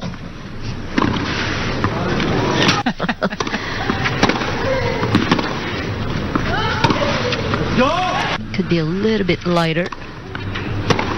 British number 1 Raducanu twice trailed by a set and a break, but dug deep to eventually win 6-7, 6-5, 6-1 on the Roland Garros clay. World number 1 Novak Djokovic launched his French Open title defense in a routine fashion with a straight set win over Japan's Yoshihito Nishioka.